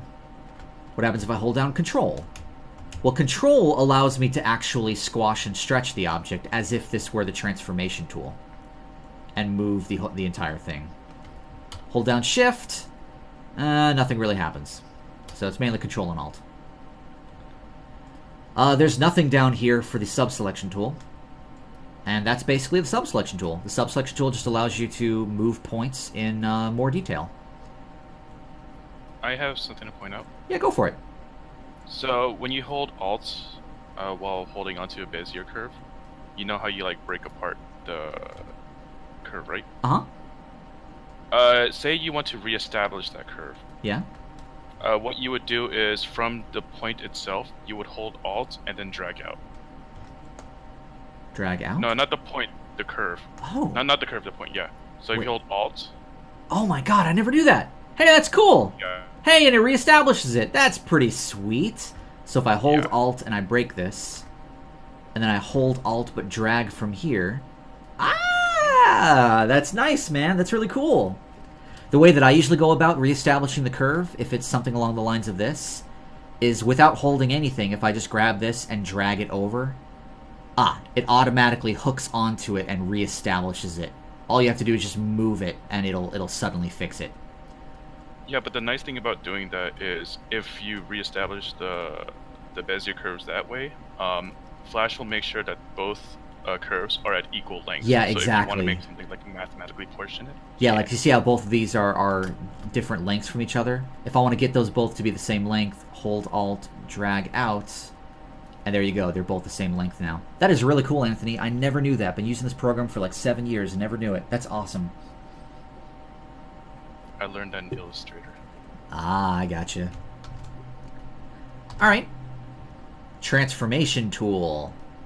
So the transformation tool, at first glance, looks exactly like the selection tool. See that? There really is no difference. The difference comes when you select something. All it does is it gives you all of these transformation options that aren't normally there. You know, this is without me holding down anything. I can just kind of manipulate it. I can skew it. However, if I hold down Alt, it'll always lock it from the opposite point. Well, see how not holding down Alt doesn't do anything, right? But if I hold down Alt, suddenly it locks it to the middle. See that? The transformation point.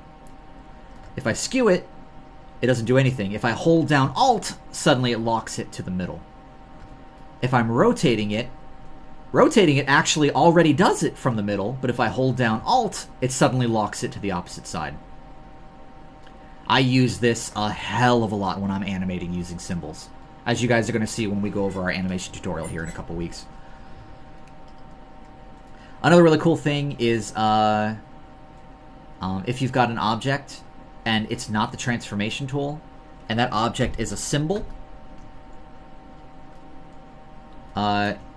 if you go to the transformation tool, like this is just a symbol, all I'm doing is just manipulating the symbol, right? And I'm doing the exact same stuff that I was doing with the wet art. However, I believe that if you hold down Control... Okay, so it doesn't work with a symbol. That's right. It has to be broken apart.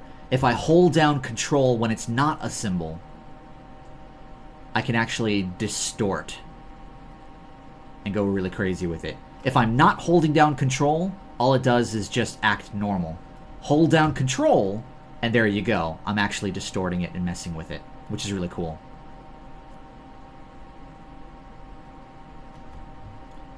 That's basically your transformation tool in a nutshell, but you'll notice that underneath the transformation tool, there's another thing hidden in there, and that's the gradient transform tool. Although, before I go to the gradient transform tool, there is something that I'm forgetting. Now remember, every single time that you use a tool, things will change in the properties, things will change with Control and Alt, and things will change down here. And see how whenever I use the normal tool, the selection tool, it's this smooth and straighten. The subselection tool is nothing. The transformation tool, it suddenly gives me this rotate and skew, scale, distort, and envelope.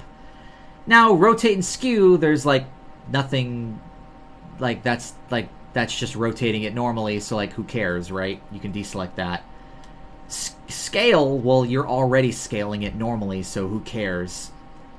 Distort, well, you can just hold down Control and distort it by doing that. However, the real magic happens with the envelope tool, and that's this tool right here. And when I click on this, suddenly all of these additional points appear. And now what I can do is, without holding anything, just move these around and really manipulate the crap out of this shape. This is what we use very heavily in puppet animation to manipulate the torsos and the arms and the legs of all of our characters.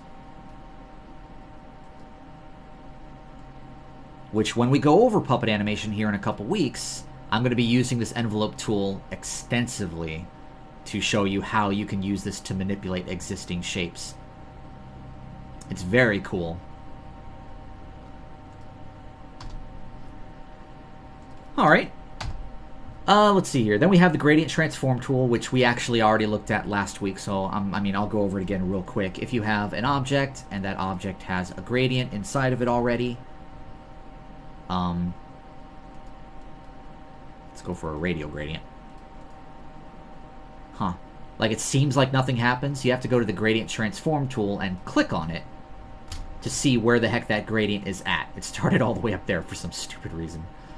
There. And now you can manipulate that gradient and move things around using the gradient transform tool, which once again is buried underneath the free transform tool. Alright. The next tool down is the 3D rotation tool, which at a glance, if I create another rectangle, and let's get rid of the radial gradient, and let's put that to a white. If I grab this 3D rotation tool and just it's not really doing anything. I'm selecting stuff, but it doesn't seem to do anything special. That's because the 3D rotation tool will only work if you are selecting a movie clip symbol. So if I take this, I turn it into a symbol, I set that to movie clip. Now if I grab the 3D rotation tool and select this object, whoa, hey, check that out. Suddenly I've got this Maya stuff going on right here. And now I can actually rotate this thing around as if it were in 3D. Which is really cool.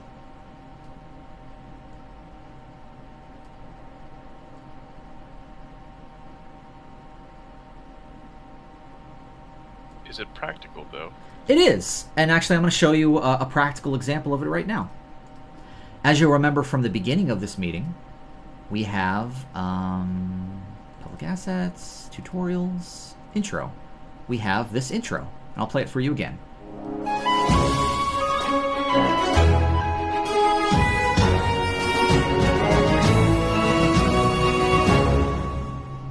Did you spot the area where those 3D rotations were being used?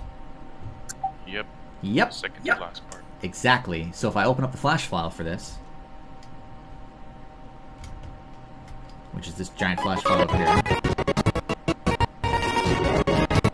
So all of these images are all bitmaps that are put inside of movie clips. If I can find out where the heck they're at. Rectangles. Let's unlock that layer. So look at that. Even me moving it around right now is already manipulating it as if it had the 3D rotation tool selected. That's because when you use the 3D rotation tool on it once, it remembers that you used it already. And now, like, I can just sort of create this 3D rotation effect, which is really cool. So that's a practical example of how you can use that 3D rotation tool for your animation here inside of Flash. Okay, but is it, like, reliable? Like, can we actually use this in production? Probably not for our show, because we're never gonna need to. I used it for this animation here because it just made it a lot easier than having to actually animate this all going frame by frame and whatnot. It made it a lot easier for me to actually get the stuff to look like it was going towards a one-point perspective. I don't think we're ever going to use it for the show, though. But you never know. Okay. Now, buried underneath it is the 3D translation tool, which, you know, once again, if I create a rectangle, set that rectangle into a movie clip, and if I grab the 3D translation tool, all this does is just allow me to rotate something or to move something as if it were along a horizontal axis. Now, nothing's happening right now because this rectangle is too perfect. But I think that if I do something along the lines of this, and I then grab the 3D translation tool, nothing's happening. What's going on? Probably orthographic 3D. Yeah, it might be. Hang on. What if I just change the shape up to something like that?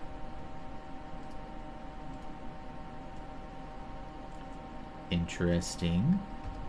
Don't know why that's... Oh, wait, that's right. I think I have to set the transformation point. What if you rotate it just a bit? I don't know. Huh, it's weird. Don't know why this isn't working for me. Back to that. Yeah, with that one.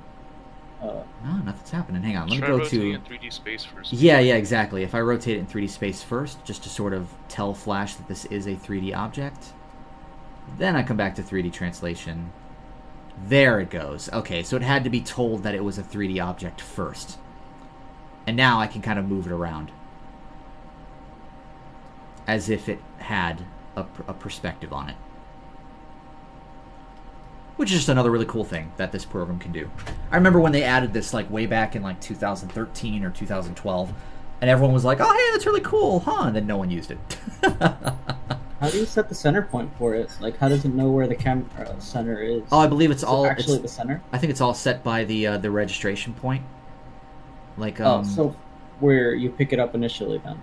Yeah. Well, it's not that. You see how it's got a registration point right here? Uh-huh. I think it's all... I think it's the center of the stage, actually. Look at that. Is there a way to change that? I think there is. Like, I think that if I move like this over here, I think it automatically changes to... Oh, hang on. Let me Control Z that, because I somehow got it over there. So if I think that if I move this over to here... Nope, that didn't do anything. Let's grab Is there that. anything in the properties window? Okay, hang on. I think I can move the Z-axis. No? No, it doesn't seem to be doing anything. Does the insert key do anything? Because I think that's how you move it. Global transform. Hang on, if I deselect that. Oh, now we're getting even crazier. Yeah, I'm not really sure. I rarely ever use this thing, so I'm not really sure. I know there's a way to do it, because I've done it before. I just, for the life of me, can't remember. It might really be the actual registration point itself. Like jumping inside, grab this, and if you like move it over here, then jump back out, it'll actually change the way that it behaves. It's finagly. Now it's off-center. Yeah, exactly. So, it's crazy. It's a crazy tool. You guys will probably never use it, but it's just nice to know that it's there. And then we have the lasso tool, which is like, yeah, we're selecting objects with the lasso tool. Don't think we really need to go over the lasso tool because it's the lasso tool. Yay! I have a question regarding all the selection tools we kind of went over. Are any of them different in Animate by any way? Or are they pretty much the same? No, they're pretty much the exact same. Even from the, like, there's no difference. Okay. Yeah, so nothing you need to know there. Alright, so let's go over the vectoring tools next. So let's talk about the pen tool. So I hate the pen tool. I really do. Which is crazy because when I'm using Illustrator, the pen tool's awesome, but I just don't like the way that it works here in Flash. It just doesn't work the same way. It's weird. But, you know, if you click and hold and create the, you know, shenanigans, you know, you can create an object. Boom, boom, boom, boom, boom, boom, boom. And you're creating artwork. And I believe that if you come back over here and you click, it'll connect it. And now that it's connected, I can grab my paint bucket and be like, whee! I created artwork, yeah! That's the pen tool. If you click and hold, though, one thing that I do like about the pen tool are all the little options they have in here. Adding an anchor point, which is nice in case you need to add extra anchor points.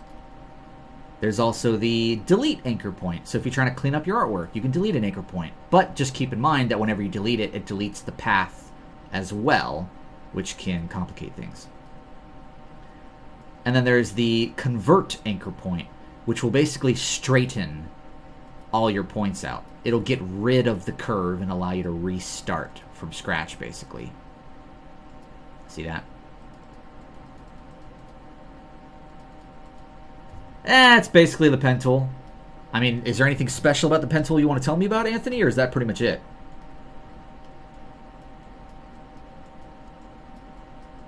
Because I hate it. I hate this tool so much.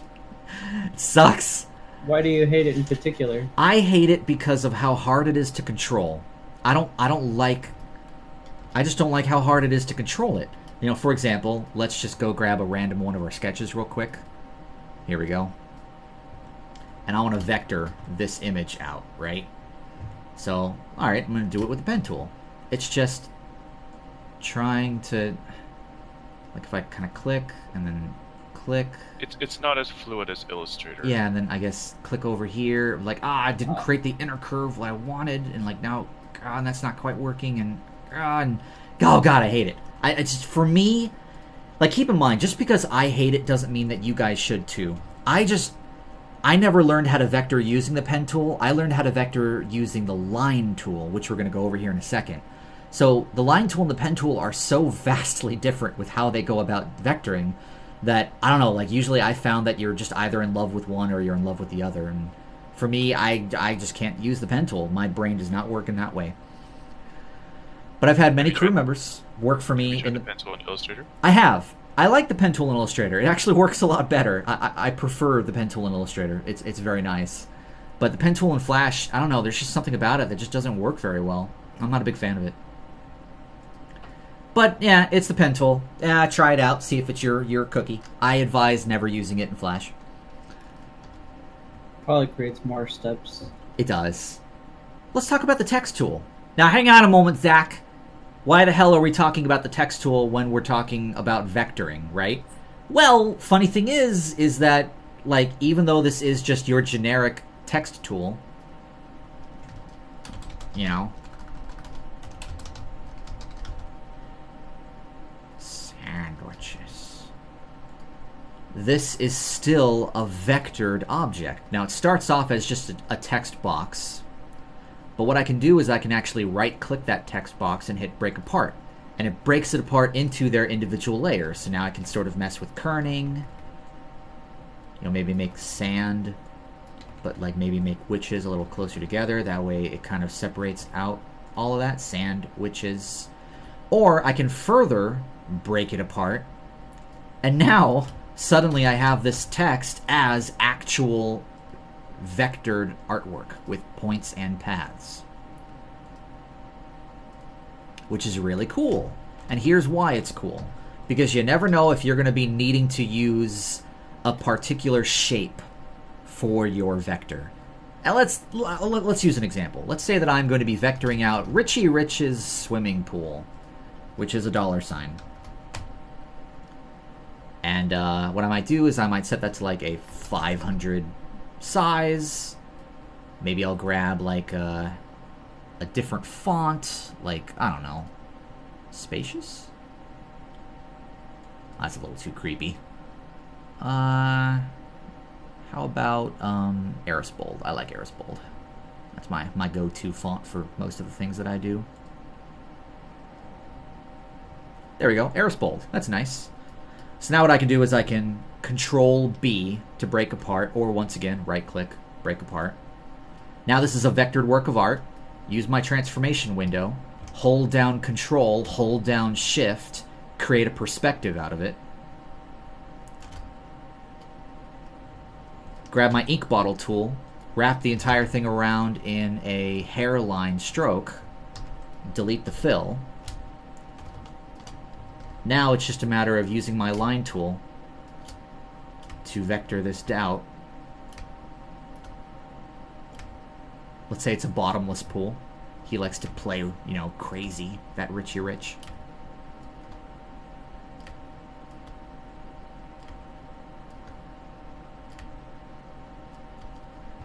Then it's just a matter of grabbing these extra ones and deleting them. And then just filling it in with, I don't know, a swimming pool kind of color. Let's go that, and let's go a little bit lighter, because maybe the sun is hitting this side over here, which looks like I didn't connect this properly, which is why that's happening.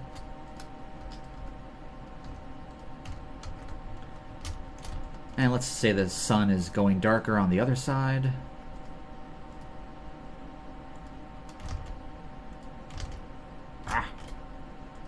Oh, and I didn't even do that right, so there we are.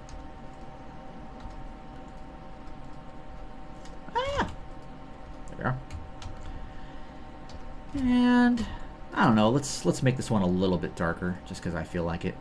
And oh, forgot to do this one over here.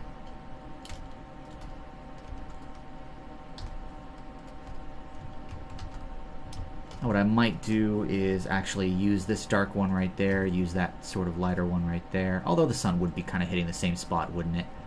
And it would probably do the same thing right there too. And then what I could even do is grab my linear gradient.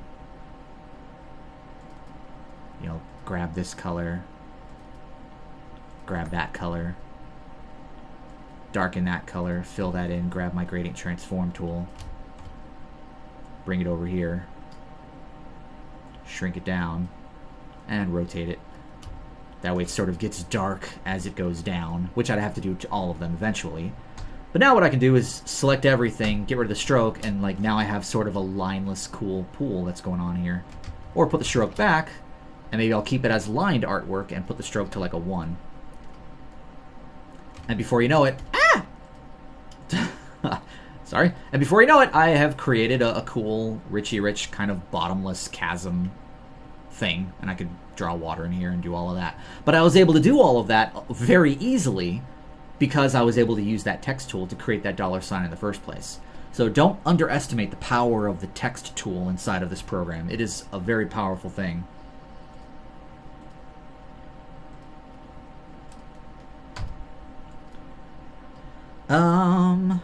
Line tool. So as you just saw, I really love the line tool. The line tool is great. It just creates lines.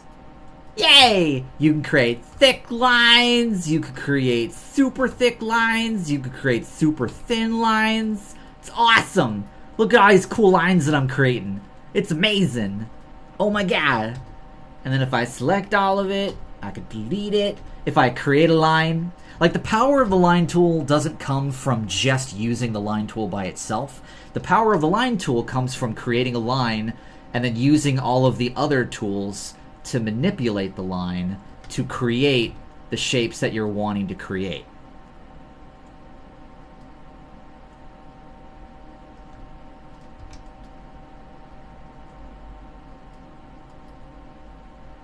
So it's all about using the line tool in conjunction with all of these other tools to basically create whatever the hell kind of curve you want. I love the line tool. When we go over the vectoring tutorial tomorrow, when I vector out that stained glass window right in front of you guys, I am going to be using the hell out of the line tool to show you guys how you can use this thing effectively. But the line tool is awesome. I freaking adore it. It's amazing. Highly recommend using the line tool for everything you do in this program because it's fantastic.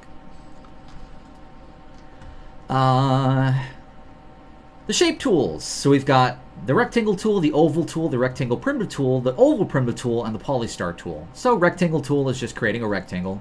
Nothing special there. If I hold down Alt, it creates it from the center. If I hold down Control, well, nothing happens. I can actually just select object and move them away from holding down Control. If I hold down Shift, it creates a perfect square. If I hold down Shift and Alt, it creates a perfect square from the center. It's pretty similar to how other Adobe programs work. Now, if I use the rectangle primitive tool and I create a rectangle, it actually like creates it, but it keeps these little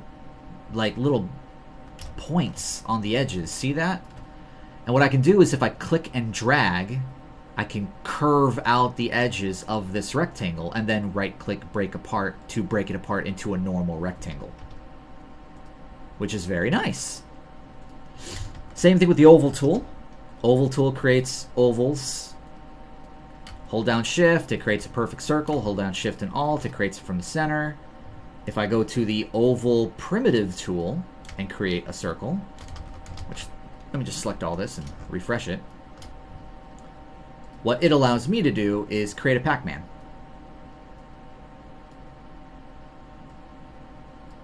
And then Control-B, break it apart, and there you go. What button do you hit to do that again? To break apart? No. When you're adjusting it? Oh, all I'm doing is I'm just selecting it. Like I'm using the oval primitive tool to create it, and then I'm just using the selection tool to select the little points and move those points to create, to basically manipulate that. I thought you were holding like Control or something. No, I'm not holding anything. And then you just break it apart after you're done, and there you go. It's a normal oval now that can be manipulated. The polystar tool is pretty cool. At default, it's set to a polygon. But if you come over here to the properties window and you hit options, you can actually set it to any number of sides you want. I want to create a triangle. Let's do it with 3 sides. Now I'm creating triangles. I want to create an octagon. Let's set it to 8 sides. There we go. Create an octagon. Let's go back to a triangle. But let's have the point size be like 5. And it doesn't really do anything, because that's the star point size. I'd have to click this and set it to star. And now if I create like a 5-pointed star, give Flash a second here. Come on. Anytime there, Buckaroony. There you go. Let me delete these. There we go. That's a star with the point size set to 1. If I set it to like 0.1, it's super thin. But yeah, it's a cool tool if you just want to create a shape and you don't want to have to worry about drawing it. Because once again, this is the kind of thing that can really help you out. Let's say that you have a shape that you're creating and you know that that shape is a hexagon. You know, go to a polygon, go to 6, hit OK, create it, grab it, Shift and Control to get it to the perspective that you want it to be for whatever background you're using. And like, there you go. That is the perspective of a hexagon compared to what we need it to do for whatever background we're using. And that can also be manipulated if you want to manipulate that. And let's just go from there. So it's just really great. It works really great for roughing things out and layout and stuff like that. So let's talk about, so far we've talked about all the tools that are created using your mouse. Let's talk about all the stuff that you can create using a Cintiq or a tablet with a pen. So we got the pencil tool. Now the pencil tool allows you to draw in a stroke. So this stroke, if I thicken the stroke up a bit, it's drawing it as a stroke, which means that these are all single points along paths. It uses a lot of points, though. See that? My God. You're going to want to kill yourself. One of the reasons why it's creating so many points is because it's just Flash CS6, which sucks. If I go to smooth, and I set my smoothing to 50, let's try that again. Hopefully it creates less points this time. So it created far less points because I set that pencil to smooth down here under pencil mode. If I set it to ink, if I do the exact same thing,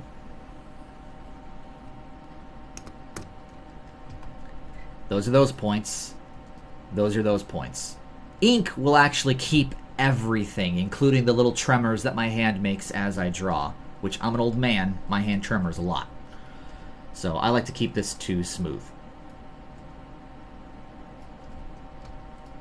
And there you go. Now, it's important to keep in mind that the pencil tool is vastly different for Adobe Animate CC. If we come over here and I grab that pencil tool again, still has the same thing, straight and smooth ink. I keep it on smooth, I keep it on 50.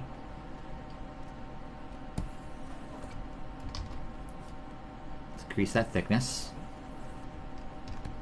But you'll notice that the points are a lot cleaner. So Flash basically took its pencil tool and it made it so that it doesn't always create all of those crazy points when you're doing it in Adobe Animate CC, which is important to keep in mind. Let's change that stage color. So that's the pencil tool. In a nutshell, it's just drawing with stroke. Let's go over to the brush tool. Now the brush tool is the exact same thing, but it's drawing with a fill. So let's take this fill and let's put it to a solid color, otherwise things are going to get nasty really quick. So now I'm drawing with a fill.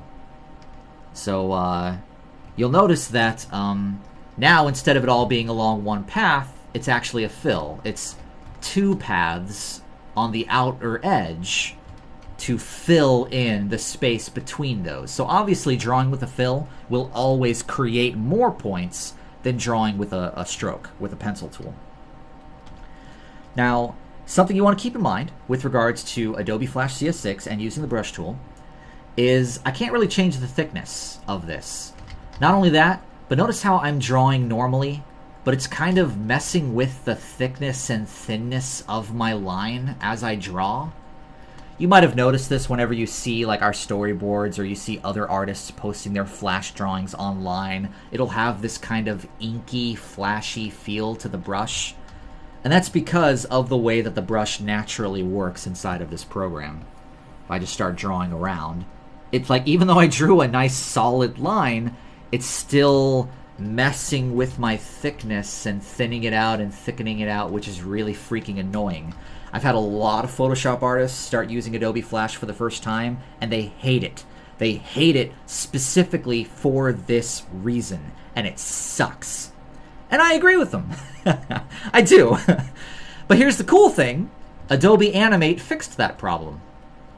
If I use the brush tool in Adobe Animate, and I do the exact same thing, let's get a thicker line here. Notice how it's all one uniform, beautiful thickness? No matter what I do, it stays at that uniform, perfect thickness. It's awesome. Drawing with the brush tool inside of Adobe Animate is 10 times better than drawing inside of Adobe Flash CS6, because Adobe Flash CS6 will always ink your line, and it sucks. Another thing you want to keep in mind is your line is also, like if you want to change the thickness of your brush, notice how over here there is no option to change thickness, even though in Adobe Animate there is. That's because changing the thickness is something that was added for Adobe Animate. It doesn't exist in Adobe Flash CS6. The only way to change your thickness is over here. There you go! Look at all that thickness option you have! Yay! That's how Adobe Flash CS6 handles its thickness. Additionally, you might also notice that the size of the brush does not change, no matter how far away you're zoomed or how close you're zoomed. What do I mean by that? See how thick this brush is compared to my computer screen? It's about the size of one of these buttons over here. There we go, I'll click. I'm going to zoom in a bit, and click. And zoom in a bit, and click. What? What the freaking hell is going on? That's because the size of the brush does not change in relation to your zoom level. It changes in relation to, well, nothing. It doesn't change. It's always going to be the same compared to your computer screen itself.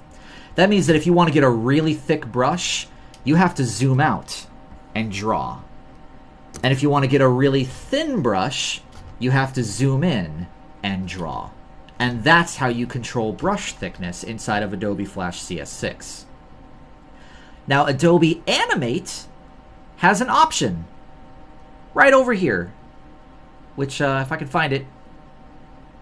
Oh, no, they took the option out. It used to be here. They don't need it anymore. You can just control your thickness now. Oh, you know, here it is. Zoom size with stage. See that? So if I wanted this to work like Adobe Flash CS6, you know, click, zoom in, click, right? So it's doing the exact same thing. Or I can just make sure that zoom size with stage is checked. And now if I click, zoom in, click. Oh, look at that. It's the same size no matter what zoom I'm into. That's great. That's because the zoom size with stage option is selected. Not just that, but once again, you can really change that size of the brush, which is fantastic. Which you can't do inside of Adobe Flash CS6. The option just doesn't exist. Some other things to note with the brush tool is there's some really cool options over here for your brush mode.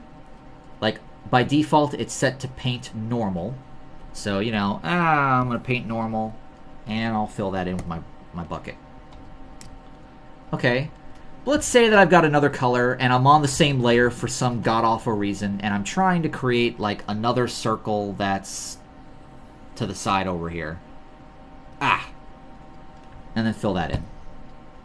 The problem though is that you see that like it kind of dug into that a little bit because they're on the same layer, so it's kind of like biting into it and it doesn't quite look right as a result. If you want to make that happen, and for whatever reason you want to keep it on the same layer, just change your brush mode. You can change it to paint behind. And now what I can do is I can do something like this. And it'll always paint behind it, which is nice. That way I have a much cleaner vector as a result. Still creates a lot of stupid points.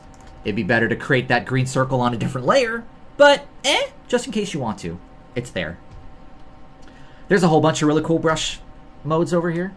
There's paint selection, which if I select something and then go back to my brush and I do something along the lines of like this, it'll only paint inside of the selection, which is nice.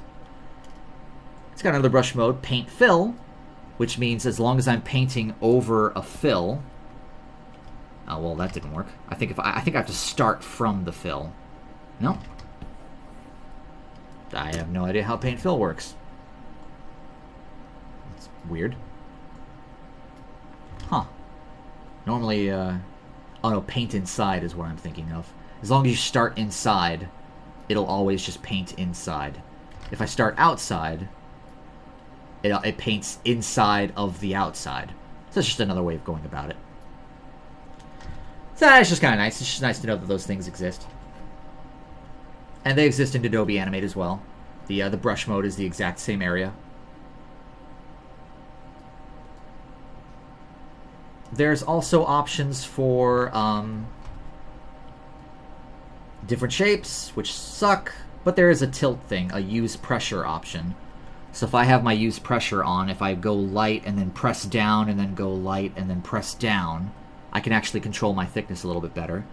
Let's start by going light and then press down as I go out, and there you go, now I'm controlling thickness a little bit better.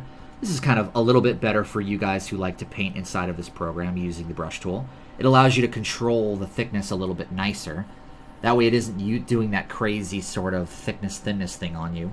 So if you're forced to use Adobe Flash CS6 and you want to use the brush tool, but you don't want it to be doing that crazy inky thing on you, use a Cintiq or a tablet that has a pressure sensitivity to it, and you can kind of bypass that. There's also a tilt feature as well, which if I turn off that, and now if I just have my Cintiq pen directly over it, but maybe I angle it, well, didn't really do anything, did it? Yeah, tilt doesn't really do anything. I'm tilting all over the place right now and nothing's happening, so maybe my Cintiq doesn't have tilt feature. But yeah, that's basically how the brush tool works. So you'd think that I would be done. There's pencil tool and there's brush tool, but in Adobe Animate there's actually a third brush that's nestled in between them. Pencil tool, brush tool. And this is called the paintbrush tool. So brush tool, pencil tool, paintbrush tool. Now the paintbrush tool at first glance seems to work exactly like the pencil tool. It's creating stroke, right? The only difference is that it's creating like these weird lines whenever I create it. Now here's how the paintbrush tool differs from the pencil tool. The paintbrush tool allows you to draw using the brush library. Now the brush library, if you guys have ever used Adobe Illustrator, this will look very familiar to you. Like I can go into my ink and I can grab an ink and I can use my paintbrush tool to basically draw using this ink, which is very cool. Paintbrush. I know the one that we really love using for a lot of our promotional material is the Dry Brush 6, which I think you'll instantly recognize as a lot of the stuff that we do for our marketing material. Our entire website is basically built using this Dry Brush 6, which is pretty nice. It's awesome. This is so cool. We've been wanting this inside of Adobe Flash for so long, and they finally added it only a couple years ago when they released their Creative Cloud. So it only exists inside of Creative Cloud in Adobe Animate. If you're using Flash CS6, you do not have that option. Yeah, my cat's pretty happy. But another really cool thing about this paintbrush tool is that you can create your own custom brushes. And how does that help us with our studio? Well, I'll show you. Let's go to our puppets. Let's open up our Caleb puppet.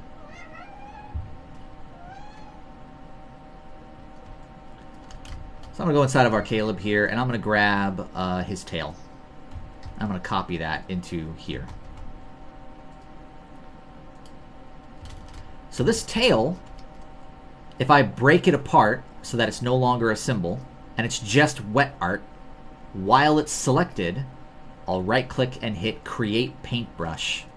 And it brings up this window called Paintbrush Options. I'm going to set it so that it's drawing outwards to create this tail. And scale proportionally, all this stuff looks good. Hit Add. And now you'll notice that whenever I go to select my paintbrush tool, I've actually got his tail as the style. And if I go to like a 20 thickness, I can actually start drawing his tail as a brush. And go crazy with it. Whee! But it's cool. It really makes animating his tail very, very easy. And for a show of anthropomorphic characters where every single one of our characters has a tail, animating them inside of Adobe Animate CC makes the entire process so freaking easy. My God, does it make it easy? And the fun thing is that it's not just tails this thing is limited to. I use this for Melody's ears. I sometimes use this for the torso. Basically, if you want to do something to really stretch it or do like a nice curve, this is a good way to do it. It works with anything. Yeah, but don't be over reliant on it because it's very easy to mess up. It is. Like it's meant to be a tool, and every tool has its fallacies. But yeah, like it makes it very nice. It makes it very nice to bend objects that are pre-existing objects. I mean, hell, I could do something like this, which I've never done before. Let's see what this looks like. So if I were to... And what's cool is that because the object is already made, if you mess around the arc, like, the drawing stays intact.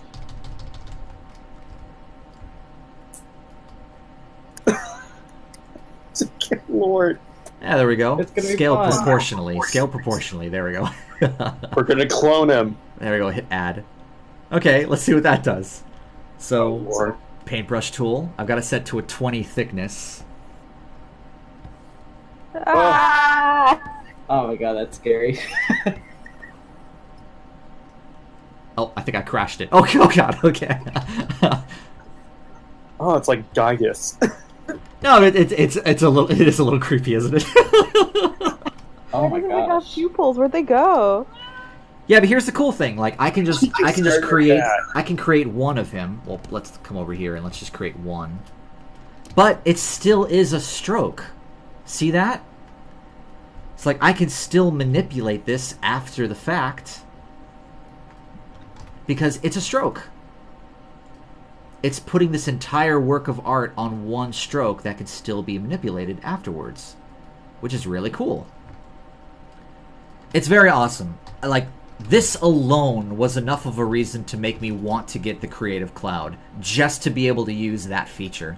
Because that feature has saved my butt so much with all of the promotional material that we've had to create for this studio. Especially with the ink brush tools. So, just wanted to show you guys that. Alright. Then we have the Deco tool, which was like, this is like the CS6's weird thing, which is freaky, and I'll be honest with you, I never really learned how to use it because it looks like crap. Whatever. You guys can explore that one on your own. Controlled like a brush would be? Kind of. You just click on it once, and it just automatically creates it, which is just kind of When does weird. it know when to stop? It doesn't. Like, I have to click somewhere else to stop it, but it actually keeps going. I have to actually click on a different tool to make it finally stop. And I don't know. It looks like crap. I don't like using it. Oh. Alright. Those are really the main tools I wanted to go over. Don't ever use the bone tool. It's a piece of crap. I'm not even going to bother going over it because it sucks. Paint bucket tool is pretty much the same. Ink bottle tool is pretty much, I've already gone over. Eyedropper, eraser, like that stuff's pretty much the same as every other Adobe program. These were pretty much the main tools you guys had to go over. So you guys have any questions about these tools and how you can utilize them before we go on? Not at this point, I don't think. Alrighty. So there's a couple other things I want you guys to keep in mind with creating vector art in this program. And that is the View Snapping window. Now there are 5 different ways to snap objects. There's Snap to Object, Snap to Pixels, Snap to Guide, Snap to Grid, and Snap Align.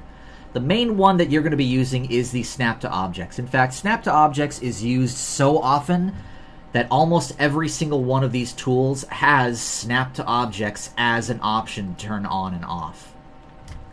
What is Snap to Objects? If I create a line, and I don't know, let's go ahead and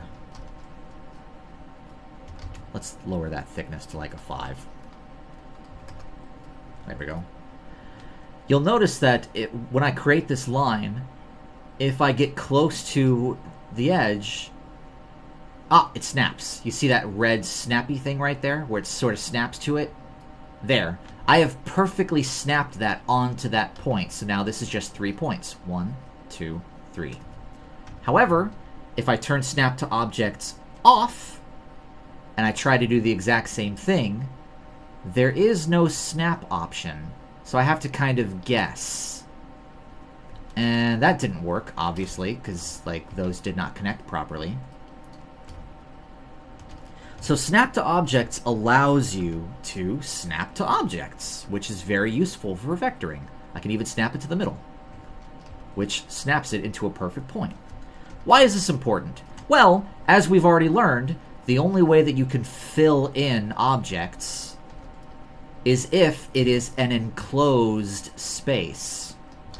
If for whatever reason you've got your snap to objects turned off and you're creating an object, it looks like it's closed, but I'm clicking right now and nothing is filling in. That's because it looks like I got that one. Ah, okay, that one, it added an extra point at the end, but it's still connected. What about over here? There. I didn't connect that. Because it's not connected, the paint bucket won't fill it in. And that sucks. There is a way around it. This paint bucket actually does have an option down here for closing gaps. And then it fills it in. But you'll notice that it filled it in by just creating a new path right there, which is creating new points. And as we've already learned, creating new points is not a good thing to do. So, generally speaking, it's good to always have your snapping to objects turned on when you are creating artwork. Like that right there, if I do that exact same thing with snap to objects turned on, it actually snaps them together, which is very nice. And that creates them, and I can fill it in, and there you go. Now there's a whole bunch of other snapping things in here, like snapping to guides and snapping to grid and snapping to a line, but we're not really going to focus on that right now because it's very rare that you'll ever use it. Okay. Then we have the modify, shape, and all of these tools that have to do with this window. From smooth and straighten to advanced smooth to optimize to convert lines, expand fill, soften fill edges, etc., etc. Let's go over these. So we've already learned about the smooth and straighten, which is just basically smoothing out a line or straightening out a line, which is such a commonly used feature that it's actually included. Like if I, if I use my pencil tool and I create a pencil tool thing, and then I select that using my selection tool, smooth and straighten are actually right here as well to smooth it, which really freaks out the shape, or to straighten it, which straightens out the shape, which is nice. There's also advanced smooth and advanced straighten, but I'll be honest with you, I've been using the program for 7 years and I don't ever use those. In fact, I've been using this program for 7 years and I still don't even use smooth and straighten because it's just stupid. Optimize is a really good one. Okay, let's say you're drawing with your pencil tool and for some stupid reason you've got it set to ink because you're crazy. And you also, you do something like this. Whee! Because you've got it set to ink, it created a bunch of points, which is crazy. What you can do is select all of those points, come up to Modify, Shape, Optimize. And it'll open this window that says Optimize Curves. And, did the join.me just crash for all of you guys? No? No. Oh, it minimized. Okay, sorry, it minimized for me. Okay, never mind. All right. Oh, okay. Okay, I'm going to turn my optimization strength all the way to 100. Ah, look at that. It's taking all of those points and lessening it to that while still maintaining the shape. I'll hit OK. That had 86 points. It's lowered it down to 17 points. That's awesome. So that's a great way for minimizing points. However, you want to keep in mind that it doesn't always keep the shape perfect. Let me show you an example. The significance of the number 100? Oh, that's just the strength. 100%? Yeah, pretty much. How strong do you want it to optimize? Like if I take my smoothing and I turn my smoothing down to 0 because I'm a crazy bastard, and I do something like this, how many points did that create? Mother of God. Oh, no. That is a lot of points. So I'll select all of those. Modify, Shape, Optimize. Let's turn it up to 100 strength. And there you go. So that got rid of a lot of them. Took it from 2,949 points down to 37. So that's nice. So Optimize is awesome. It can help you out a lot. Don't rely too heavily on it, though, because it doesn't always maintain the shape perfectly. Because you're removing points, it's always going to kind of tweak the shape ever so slightly. So you want to be careful. Convert lines to fills. We're going to save that one for a little bit later on in this tutorial. I've got a whole screen dedicated to that because of how often it's used. Expand fill is pretty cool. Have you ever had, like, text? And, I don't know, let's create a text box here, and let's put this down to, like, 50. Hello. And let's increase that. There we go. Hello. And I don't know if I'm the only one that's ever done this before, but I'm like, oh man, the font that I'm using doesn't have a bold feature. So maybe I'll just like copy it and paste it, and like maybe I can like, stretch it out a bit, and maybe it's kind of, it doesn't quite work, right? Like it doesn't really look like it's bolding it. It's just kind of freaky. Damn, man, I really would have loved to have used this font if I could have had a bold. That would have been nice, Well, Flash has that option. Just break it apart until it's just vectored artwork. And then go to the expand fill. Modify, shape, expand fill. And before I do it, let me actually zoom in. So modify, shape, expand fill. And I'm going to expand the fill out by 4 pixels. There. And it expanded everything out by 4 pixels, which is very nice. Now I can Control Z, I can do the exact same thing, shape, expand fill, but I can go to inset. Maybe I'll inset it by 4 pixels. There, and I actually shrunk the shape down and made it thinner. So now I've actually got Eris bold, but it's not bold anymore. It's very handy. I've found myself using this every so often, especially when I'm doing marketing material. It's just very nice to have. It helps. It helps me. Oh yeah, well, I think the points do get a little crazy, so you've got to be aware of the fact that it is creating a lot of points. But then that's just the kind of thing where you can select all that, modify, shape, optimize, turn that to 100. Oh, look at that though. Like, here's a good example of how optimize doesn't always work. It thinks that optimizing the letter E is just by getting rid of the letter E. So maybe I'll lower the strength. Even if I put it to 1, it still gets rid of the E. So optimize doesn't always work. So that sucks. Oh well. The last thing I want to go over is the soften fill edges. So if I create, well, let me get rid of the primitive tool, and let's just create an oval. So let's say that I want to create a glow on this without actually turning it into a movie clip and using the glow feature. Well, I can select this, modify, shape, soften fill edges. And I want to soften it by a distance of, let's go with 40 pixels, 20 steps. And it's going to expand out. Hit OK. And look at that, it actually blurred it. And how did it blur it? Well, it just broke it down into 20 different lines and paths that are all of varying alphas or opacities to create that blur. Now you can do the exact same thing again. If I select it, modify, shape, soften fill edges.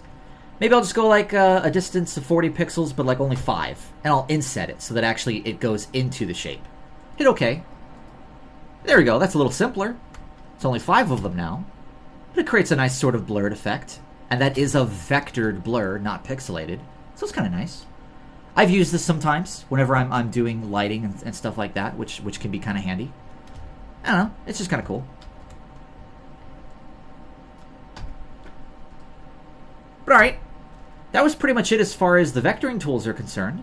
Do you guys have any questions or concerns or comments about anything that I've gone over so far? Nope, we're good. Alright, sweet. I'm good. Well, the good news is that we're almost done. So we're getting to the end. Let's talk about overlapping. So overlapping is a vectoring technique. Well, it's not only it's not just vectoring, it's just artwork, digital artwork in general, where you overlap shapes over other shapes.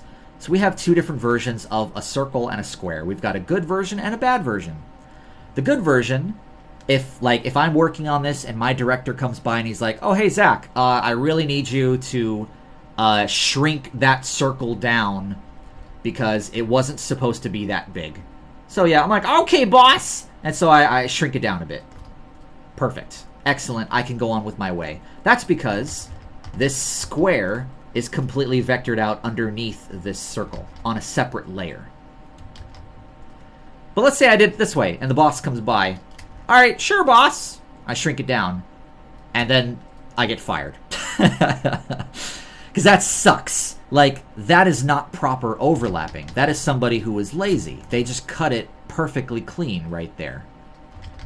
If you want to see this in outline mode to get a better representation of it, this is the difference between bad overlapping and good overlapping. Good overlapping will vector out the entirety of the shape underneath it. Or, at the very least, a significant amount of that shape underneath it. That allows us flexibility. That allows us to animate things. I wouldn't be able to animate this. I would have to hand this back off to a vector artist who would have to re-vector that square to make it work.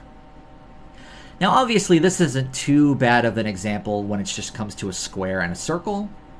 But when it comes to our backgrounds, this can start to create problems for us if you don't have good overlapping. Let's look at a couple examples for reference. Let's do this. I'm going to create a new folder. Well, no, it doesn't matter. Hang on. Skyrim Studios, crew management. I'm going to look at some vector tests. So let's look at Stevens.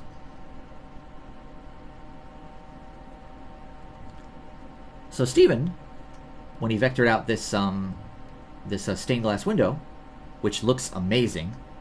Where are you at? Are you here? Yes. There you are. So it's all inside of a symbol, which is awesome. Double click to go inside. He's got some fantastic layers over here. Let's go to my my layout. My layout, thank you. So I can look at these layers over here.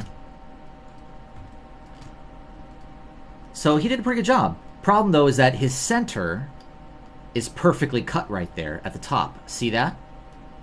So that means that if I were to come by and I was like, hey, we need to make this a little bit smaller, even just shrinking it down by that much already creates a lot more vectoring that we have to do for this particular shape, which can cause us a lot of problems. So that's just an example of overlapping that is not the best version of overlapping. Even that said, though, it still is an amazing test, and Steven still did a freaking fantastic job with it. I just want to show you an example of overlapping that can cause problems with the pipeline down the line. Let's look at an example of some good overlapping. I think if we go back to like some of our old backgrounds here. Okay, no, I've got an example. What's marketing, Kickstarter, layouts, castle. So Daniel is vectoring out this castle right now. So, for example, he's got these. Once again, let's go back to layouts. And let's turn off the mask. There we go. So he's got these bushes.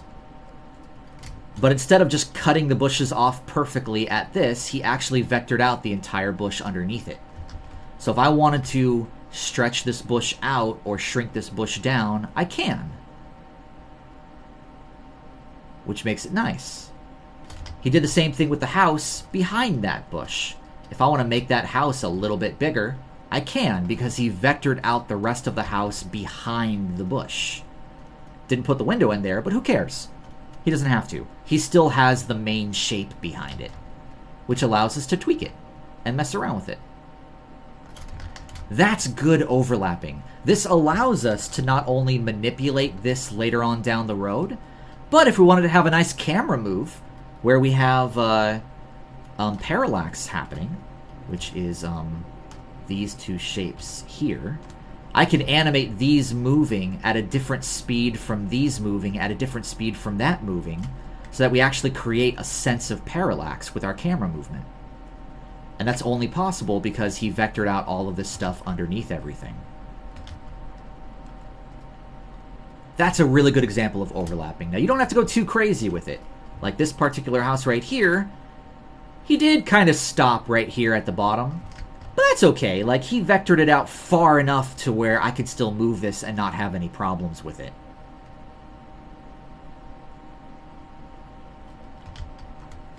So that's just this is just a really good example of good overlapping and why we want to have good overlapping with the artwork and vectoring we create for Skynamic Studios. Because you never know if we're going to be doing camera movements or shrinking something down or expanding something at a later date.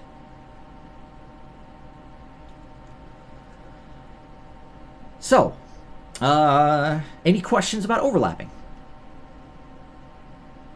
I don't think so. No, I gotcha. Nothing comes to mind. Sweet, very sweet.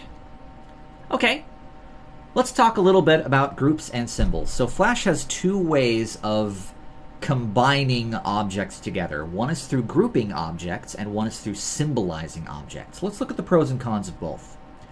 Let's talk about groups.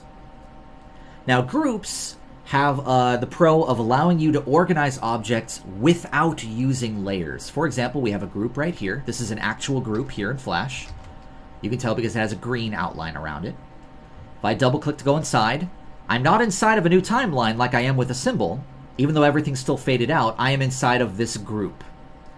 So I've got this is a group, that's a group, that's a group, that's a group. So even though they're all on the same layer, they're not cutting into each other, which can be very handy. This is the way that Illustrator works.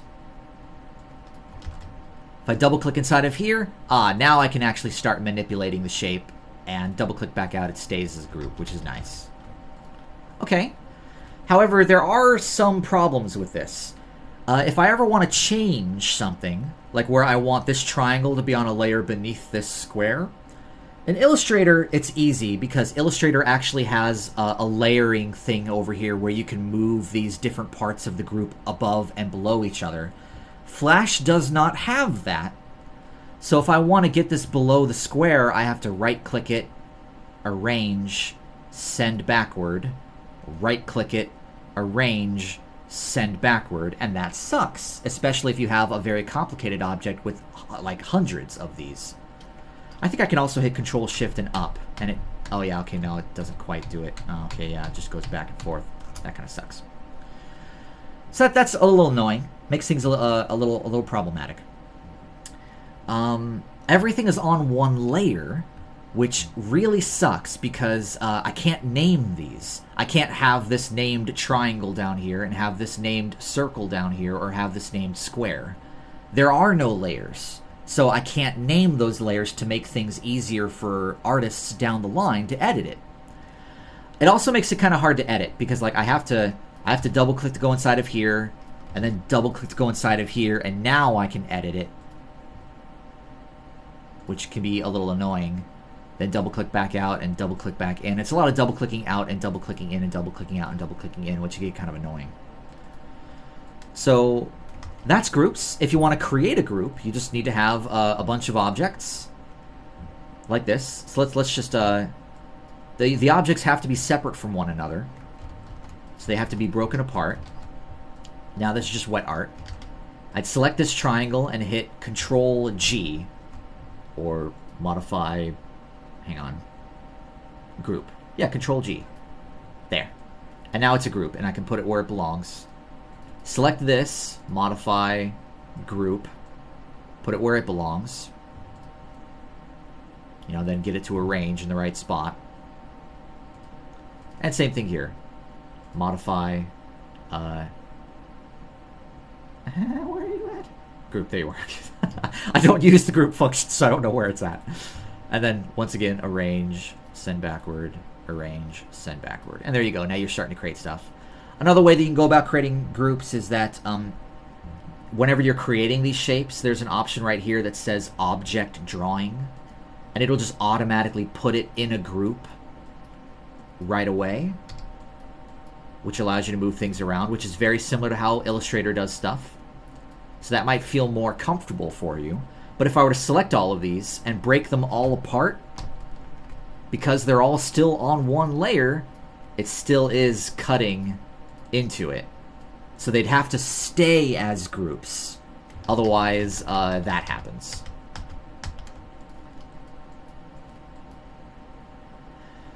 So that's what groups are. That's how you use groups inside of Flash. Let's talk about symbols. So we already know about symbols based from last week's lecture. Symbols allow you to combine objects inside of a completely separate timeline that is completely separate from your main timeline. So if I double click to go inside of here, automatically, like, you'll immediately notice that our old timeline is gone, and now we're inside of a whole brand new area that's called example symbol. And this actually allows me to create layers. I have a layer for the triangle, I have a layer for the circle, I have a layer for the square, and I have a layer for this crazy back thing. It's all wet art.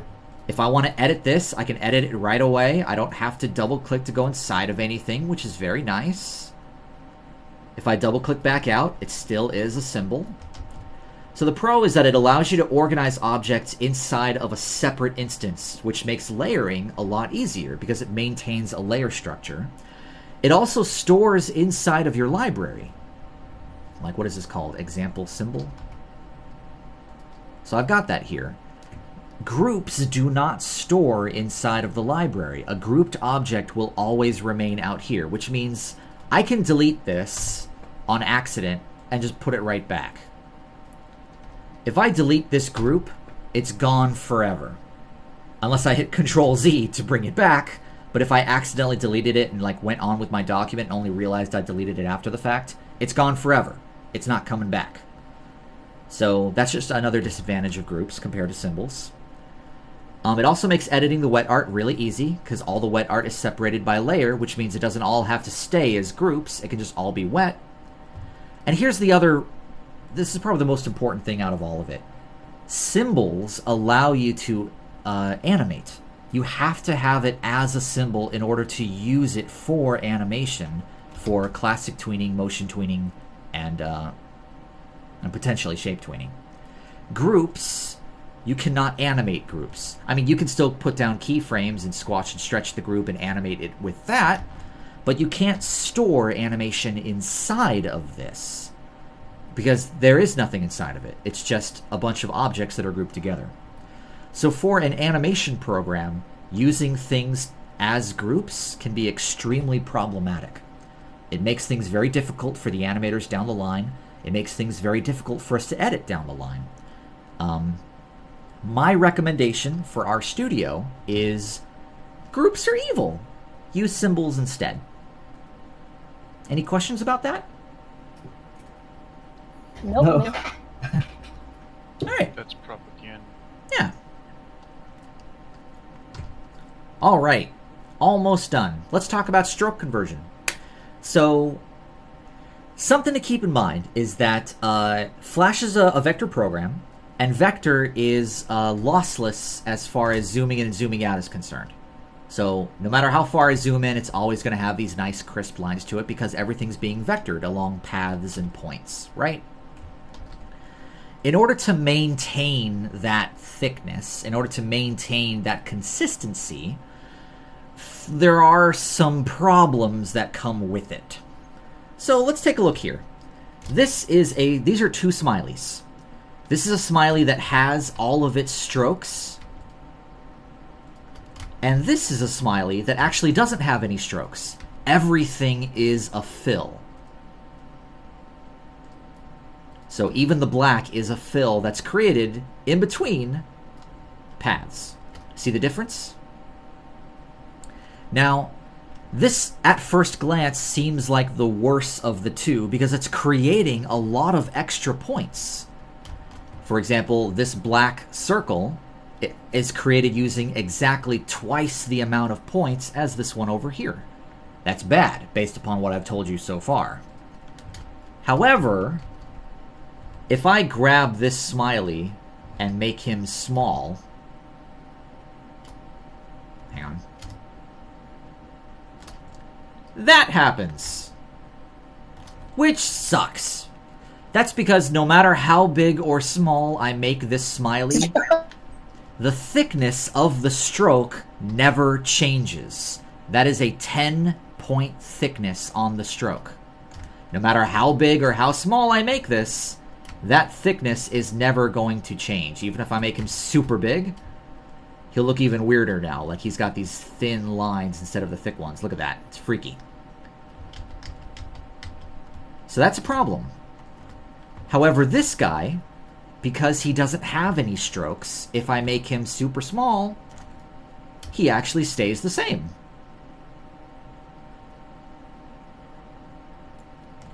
So, when you are vectoring, you have to ask yourself the question, is this ever going to be shrunken down or enlarged at some point? And if it is, you probably want to convert your strokes. And what does that mean? Well, that means taking all of this, modify, shape, convert lines to fills. It looks like nothing changed, but what it did was it converted every single one of your strokes to a fill. Now there are no strokes on this guy anymore. He's completely made out of nothing but fills. So if I select him and shrink him down, everything's okay, because there are no strokes in there. It's nothing but fill. Now this is a problem that you guys aren't going to run into very often for our studio, because all of our artwork is lineless. So by nature, we don't really use stroke for any of our final work.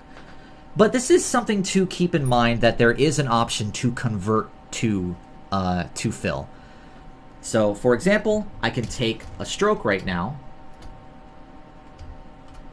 and take a stroke, and let's set this to like a thick. So there we go. I took a stroke, and let's turn object mode off because fuck it. There we go. I've got a stroke. It's just 2 points. But now what I can do is I go to modify, shape. Oh, sorry, I have to select it first, don't I? There we go. Modify, shape, convert line to fill. And now it's a fill. Pretty cool. So, one thing you want to keep in mind, though, is that if you are doing lineless artwork, if, let me Control Z all the way back here.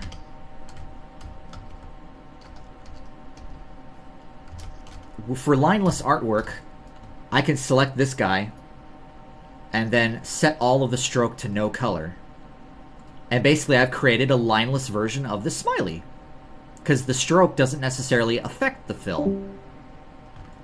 However, if I come over here and I select these fills and delete them, it actually cuts into the fill, because a fill will always mess with another fill. A stroke will always mess with another stroke. But stroke and fill together don't necessarily mess with each other.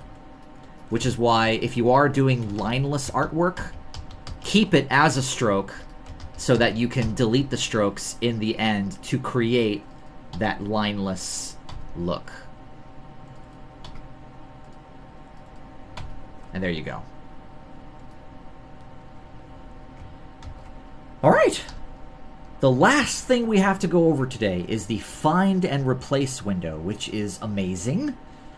So the find and replace window is a way of altering your entire document all at once. For example, I've got a lot of smileys in here.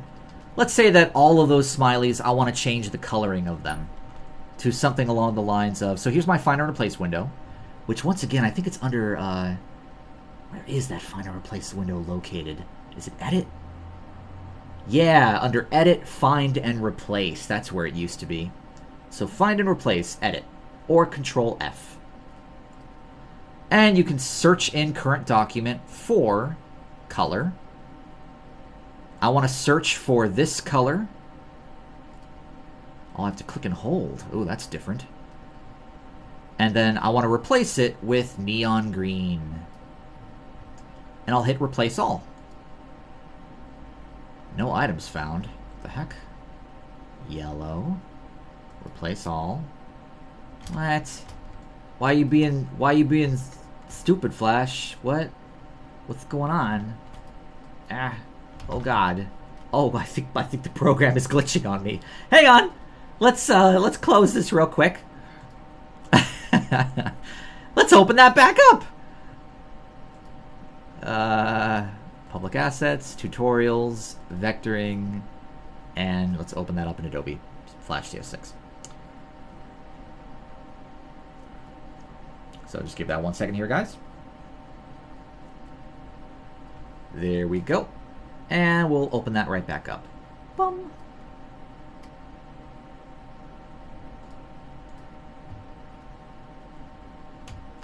There we go. And let's go all the way back to the end. La la la la la la la la. Whee! Okay. So once again, current document, find color. I want you to search for this color. I want you to replace it with this color. Replace all. What the hell? What are you doing, Flash? Why? Okay, hang on. What is this? FED D59? Okay, what are you? FED D59 doesn't make any frickin' sense. There is no reason for it not to find this color. Find all. I don't know what's going on. Okay, sure. Let's search for this color instead. Okay, well, it did it for that. Don't know why it didn't do it for that. All right, whatever. But there you go. Like, there you have it. I was able to replace all of the instances of that color inside of this document, which is crazy. Very crazy. Now, the unfortunate side effect is that if I want to Control-Z this and get rid of it, I'm controlling Z right now, and it's not doing anything. So this is, unfortunately, undoable. Like, it's permanent. Once you do it this way, it's impossible to go back unless you search for that color and replace it back with the color that it used to be. And that will actually put it back to where it used to be. Oh, but now it can't find it anymore, so now it's glitched. So, that sucks! So the find and replace window is like very, very cool. It's just also very, very glitchy. At least with CS6 it is. I can also search for text. Maybe I want to find every single instance of the word the. So I'm searching for the. And I want to replace it with supercalifragilisticexpialidocious.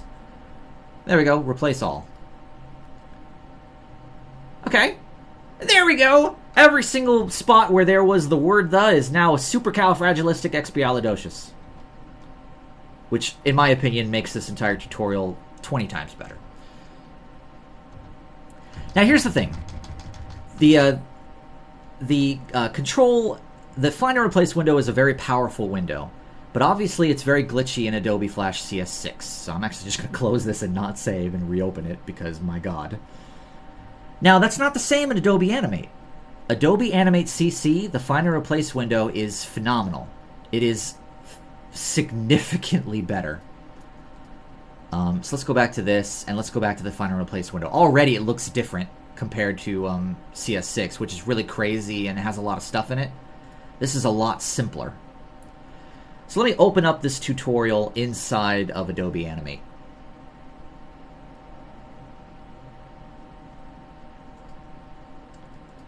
And let's try to do the exact same stuff that we tried to do last time, and it wouldn't let us do because it was being really stupid.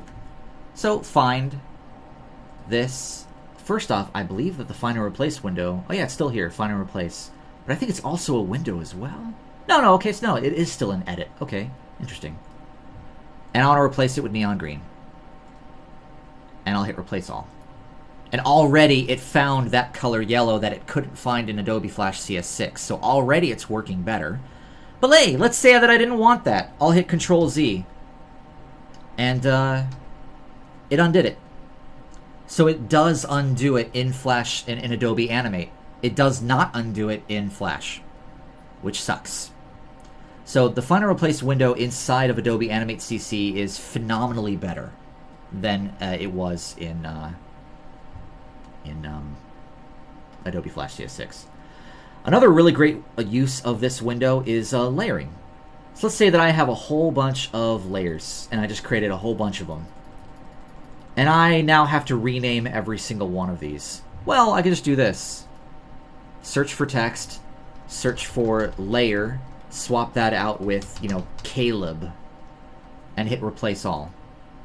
And there you go. I was able to rename all of those layers all at the same time using this find and replace window, which is awesome.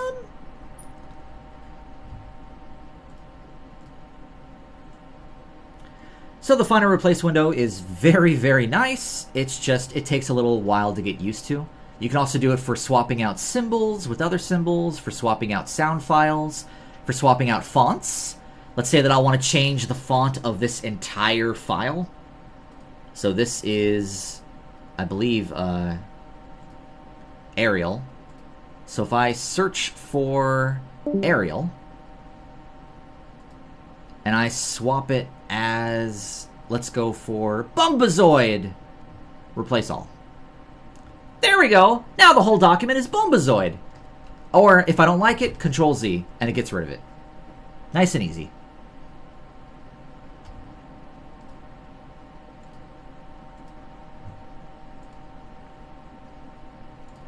So, that all being said, do you guys have any questions about anything that we've gone over today during the past 2.5 hours, which, holy shit, like, good on you guys for sticking around for 2.5 hours. It was a lot of information and content to throw at you, which is why we record it.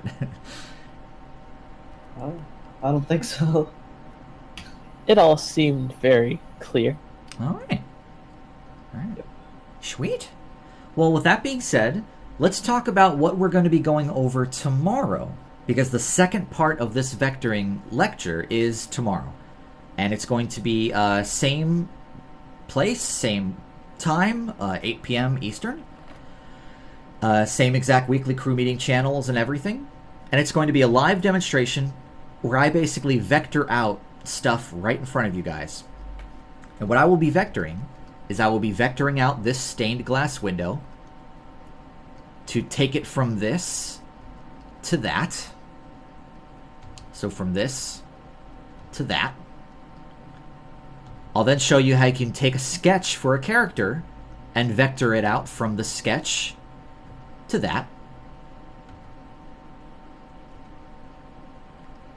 I'll also show you how you can take a background and vector out a background to go from this to that.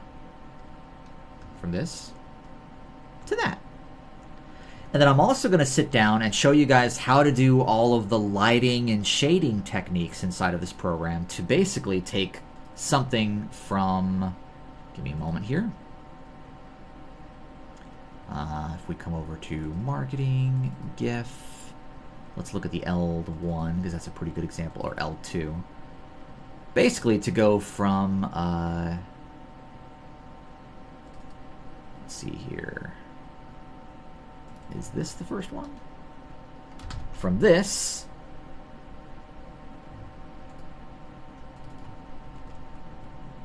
to that. So I'll be showing you how to do all these lighting techniques as well inside of the program.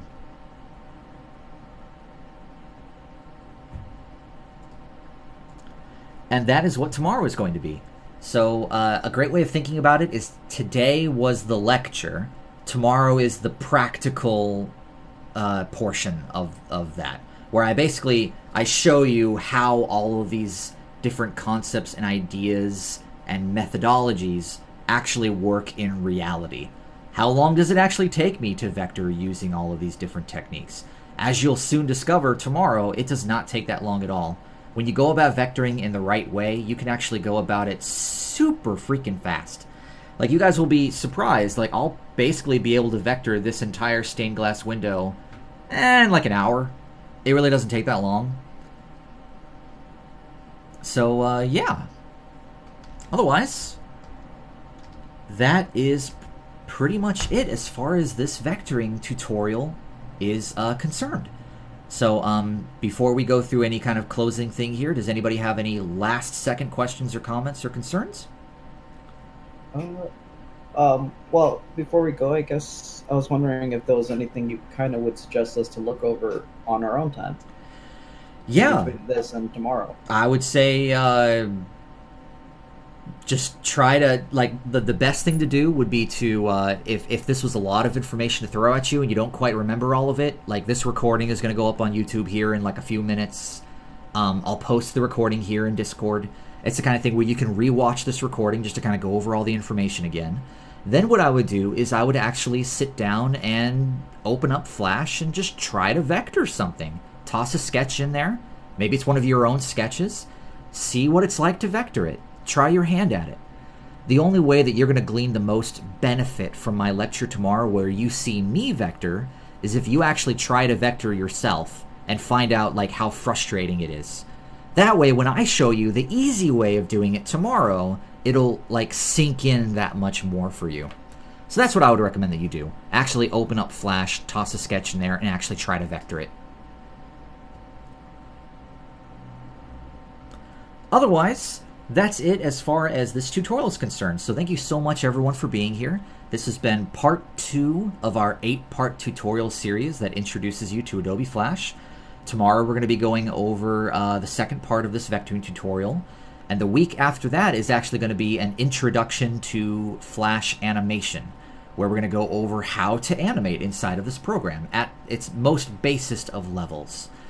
And then the 2 weeks following that is going to be puppet rigging for the torso, followed by puppet rigging for the head.